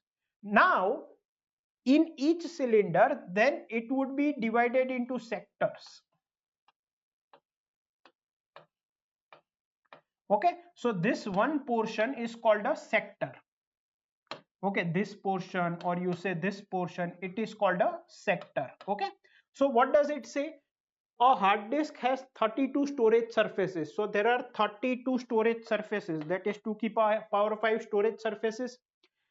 There, each surface will have some number of cylinders, which is asked in the question, the number of cylinders. This tracks is called cylinders. Let us say the number of cylinders is, let's say, n. So there are 32 surfaces. Each surface has n number of cylinders. Okay. Now number of cylinders will be same for all of them. Okay. You look here. This cylinder will be same for all of them. So this is one cylinder. Then this is a bigger cylinder. Okay. So there are 2 की power 5 surfaces and let's say it has n cylinders. Each cylinder, okay, and there are 4096 sectors per track. Okay, so in one track, in one cylinder, there are 4096 sectors. So there are 4096 is how much? 2 की power 12, because 2 की power 10 is 1024. And each sector holds 1024 amounts of data. So each track sector holds this much amount of data. So this is the total capacity and it is equal to 5 GB. 5 GB is 2 की power 39. Simple. Now calculate the value of n. So n into 2 की power 27 is equals to 2 की power 39. N equals to 2 की power 12, which is equal to 4096. So your answer for this question is 4090. Answer for this question is 4096. Okay, now let's move on to the next question. The baseline execution time of a program on a 2 gigahertz single core machine is 100 nanoseconds. Okay, so on a 2 gigahertz processor, the execution time of a program is 100 nanoseconds. The code corresponding to 90% of the execution time can be fully parallelized. Parallelized means if you take multiple cores, multiple processors, you can put the code in different processors. So 90% of the code you can put it parallelized. 10% you cannot, because there might be some data dependency or some instruction might be running after some instruction only. There might be some type of dependency. So 90% of the time can be parallelized. The overall head for using an additional core is 10 nanosecond. So instead of one, if you use 2 cores, it will cost you 10 nanoseconds more. If you use 3 cores, it will cost you 20 nanoseconds more. Okay. When running on a multi-core system, assume that all cores in the multi-core system run their share of the parallelized call for an equal amount of time. Means, for example, this 90% of the execution time, it is distributed among some cores. So it will be distributed equally. Okay, it will take equal amount of time. The number of cores that minimizes the execution time of the program is. So how many cores will minimize the execution time? Why? Now you see here, as you increase the cores, as you increase the number of cores, the 90% code which you can parallelize, you can distribute it among cores. So the execution time will become less. But as you increase the cores, as you increase the number of cores, the additional 10 nanosecond will also keep increasing. So something like this will happen. The time will keep reducing, and after a certain point of time, due to this additional 10 nanosecond, the time will now increase. Okay, the overall overhead will increase. So we need to tell what are the number of cores with which we can minimize the execution time. So what will be the execution time formula?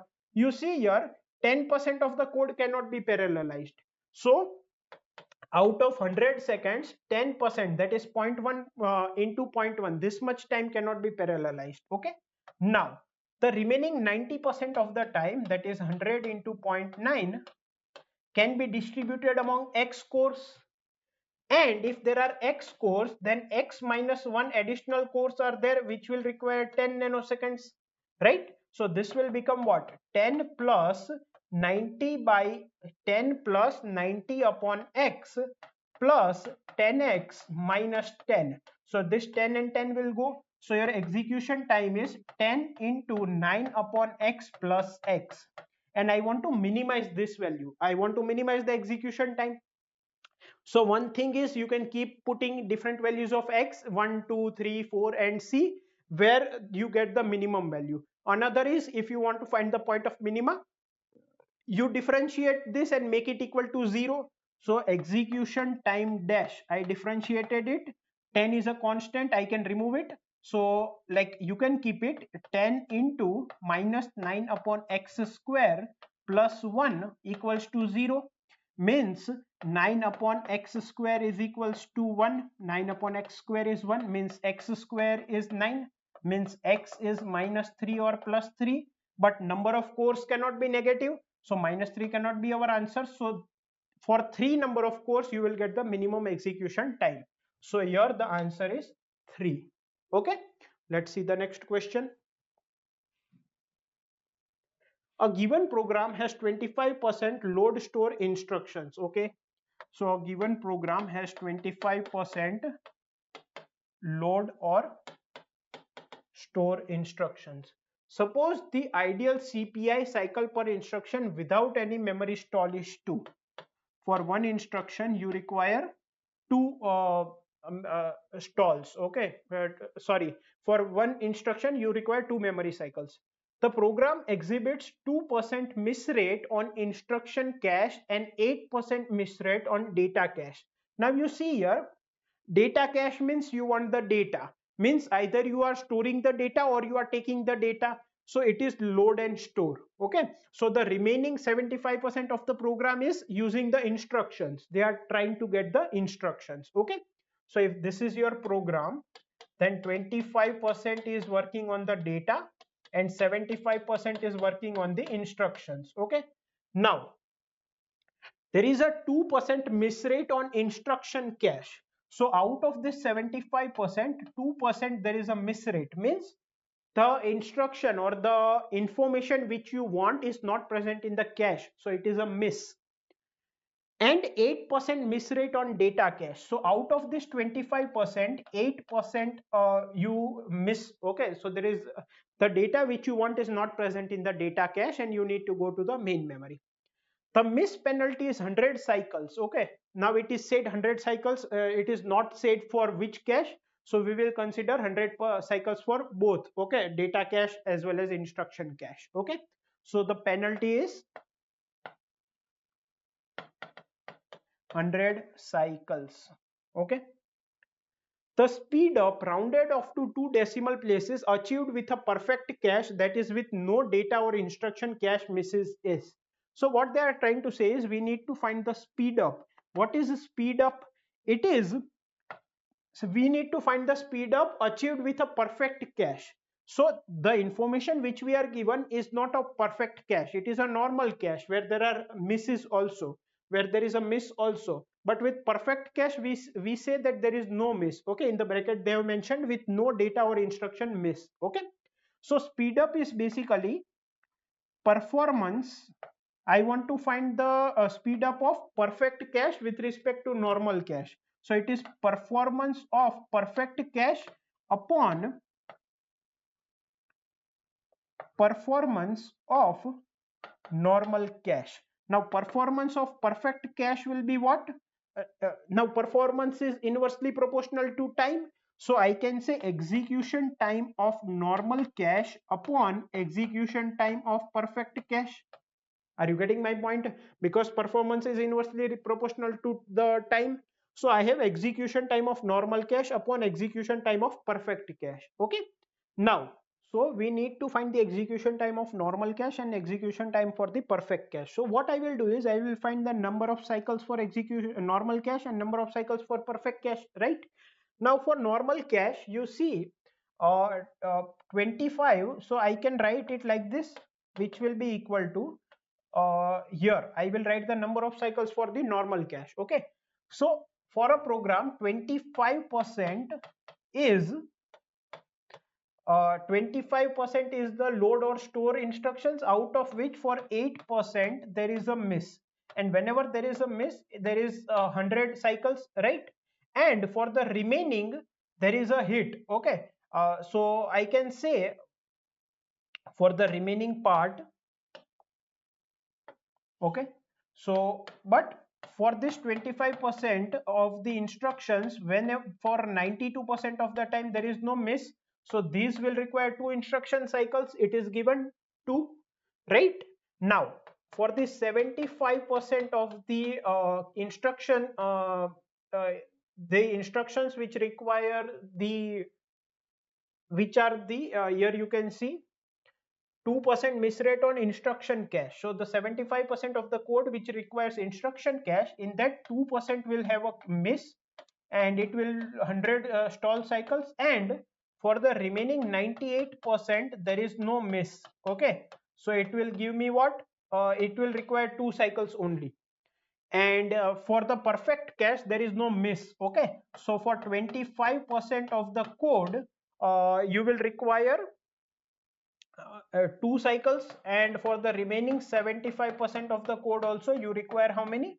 2 cycles, right? So if we calculate this, let us try to calculate it. It is 0.25 into 8, which will be equal to what? This is 8. 8 into 0.25 will give me what? 2, plus this is how much? 0.25 into 0.92 into 2, which is 0.46, plus this is how much? 2 into 0.75, 1.5, plus this is how much? 0.75 into 2 is 1.5, 1.5 into 0.98, that is 1.47, and this is divided by 2. So this is how much? It is 2 plus 0.46 plus 1.5 plus 1.47. It is 5.43 divided by 2. So this will give you what? Approximately 2.7. Okay, as long as there is no calculation mistake, approximately this would be your answer. Okay, now let's move on to the next subject. So now let's look at the solutions of the compiler design. Which of the following is or are bottom-up parser? So what are bottom-up parsers? It is shift reduce parser and LR parser. These other two are top-down parsers. Okay, so A and D would be the correct answer. Let's move to the next question. Okay, consider the following grammar G with S as the starting symbol. The grammar G has 3 incomplete productions denoted by 1, 2 and 3. So this is incomplete.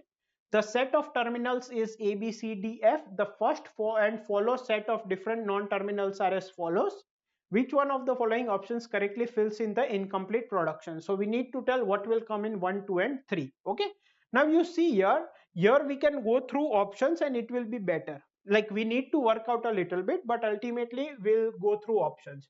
So S gives me what? There is one production rule. S gives me D, it gives me A, and it gives me T. Okay, now first of S is what? C, D and F.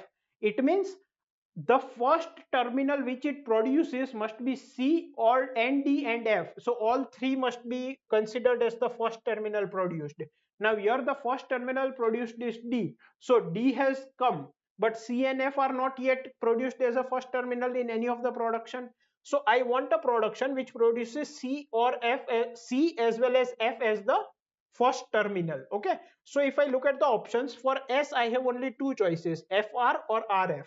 So let's take both the choices. S gives me FR and S gives me RF. Okay, now you look here.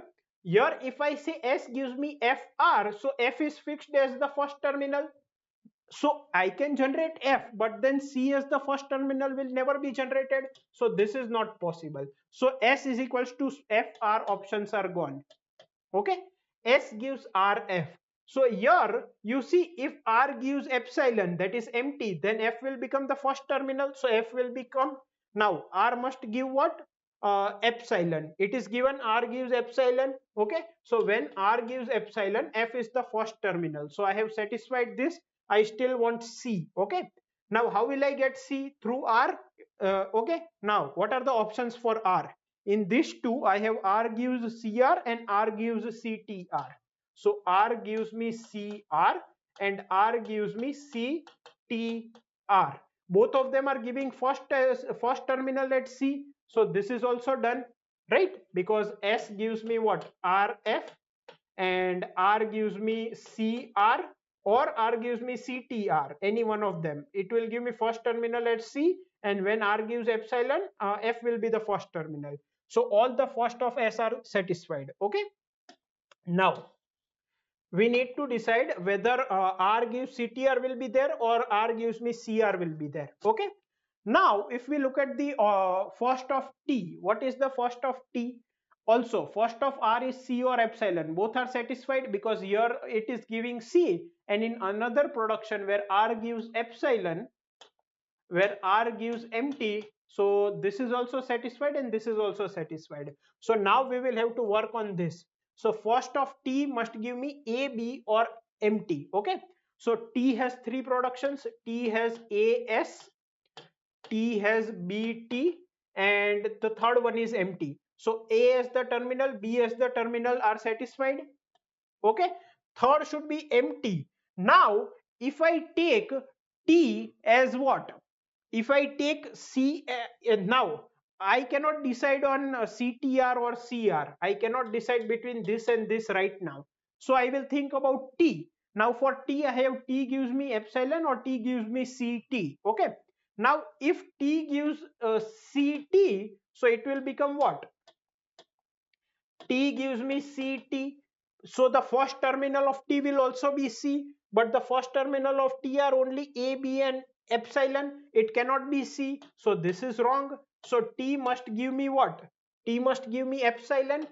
So now the first terminal of T can be A or B or epsilon. A or B or epsilon. Okay. So I will select T gives me epsilon. T gives me epsilon. So R gives me CTR will be my correct option.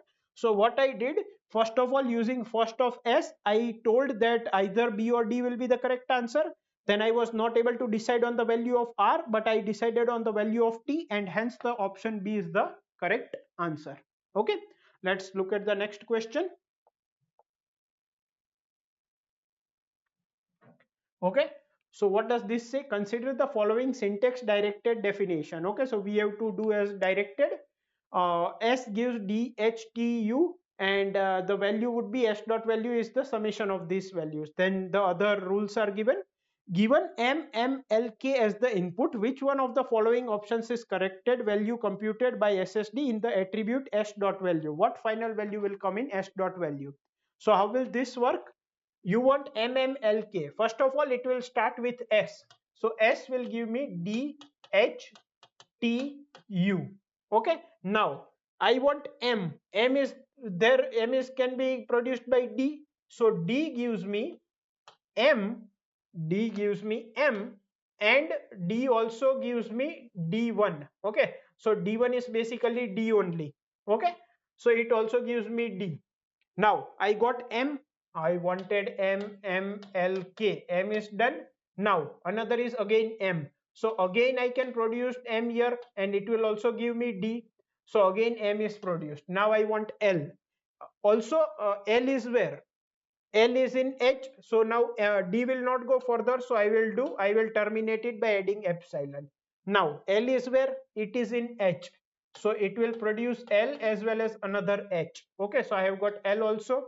Now I want K. K is from U. It will come from U. So I'll terminate this. I'll terminate this. And here I will get K. From U I'll get K, and then I'll terminate this. Okay. Now, so totally what value will be given to S dot value? So what will happen is, from here will come here, from here will come here, from here will come here, and from here will come here. Now D gives epsilon has what value associated with it? D gives epsilon, D dot value is -5. So here -5 will be there. Now D gives me D is what? D gives me D is D dot value equals to 5 plus D1 dot value. So 5 plus whatever value is received here. So here it would be 5 plus -5, that is equal to 0. Now here D gives me D. D gives me D is D1 dot value plus 5. So this will return 0, and 5 plus 0 is what? 5. So here 5 I will get. Okay. Now similarly here H gives me epsilon. H gives epsilon is -10. So this is -10. H is 5 into 10, that is 50, plus at 1 dot value. So this is 50 plus this value, that is -10. So 50 minus 10 is 40. So this will return 40. Okay. Now T gives epsilon. T gives epsilon is -5. This is -5. And K gives epsilon is K gives epsilon is not there, because there is nothing from K. Okay, so we will stop here only. We will stop here only. So I can say U gives me K, it is 5. So this is 5. So this will send 5, this will send -5, this will send 40, this will be 5. So 5 and -5 will get cancelled out, and 40 and 5 will be 45. So it is 5 plus 40 plus -5 plus 5. This 5 and -5 gets cancelled, it is 45. So your answer is 45. Okay. Yeah, so that's all for all the questions. I hope you enjoyed the solutions and you also understood it. Thank you.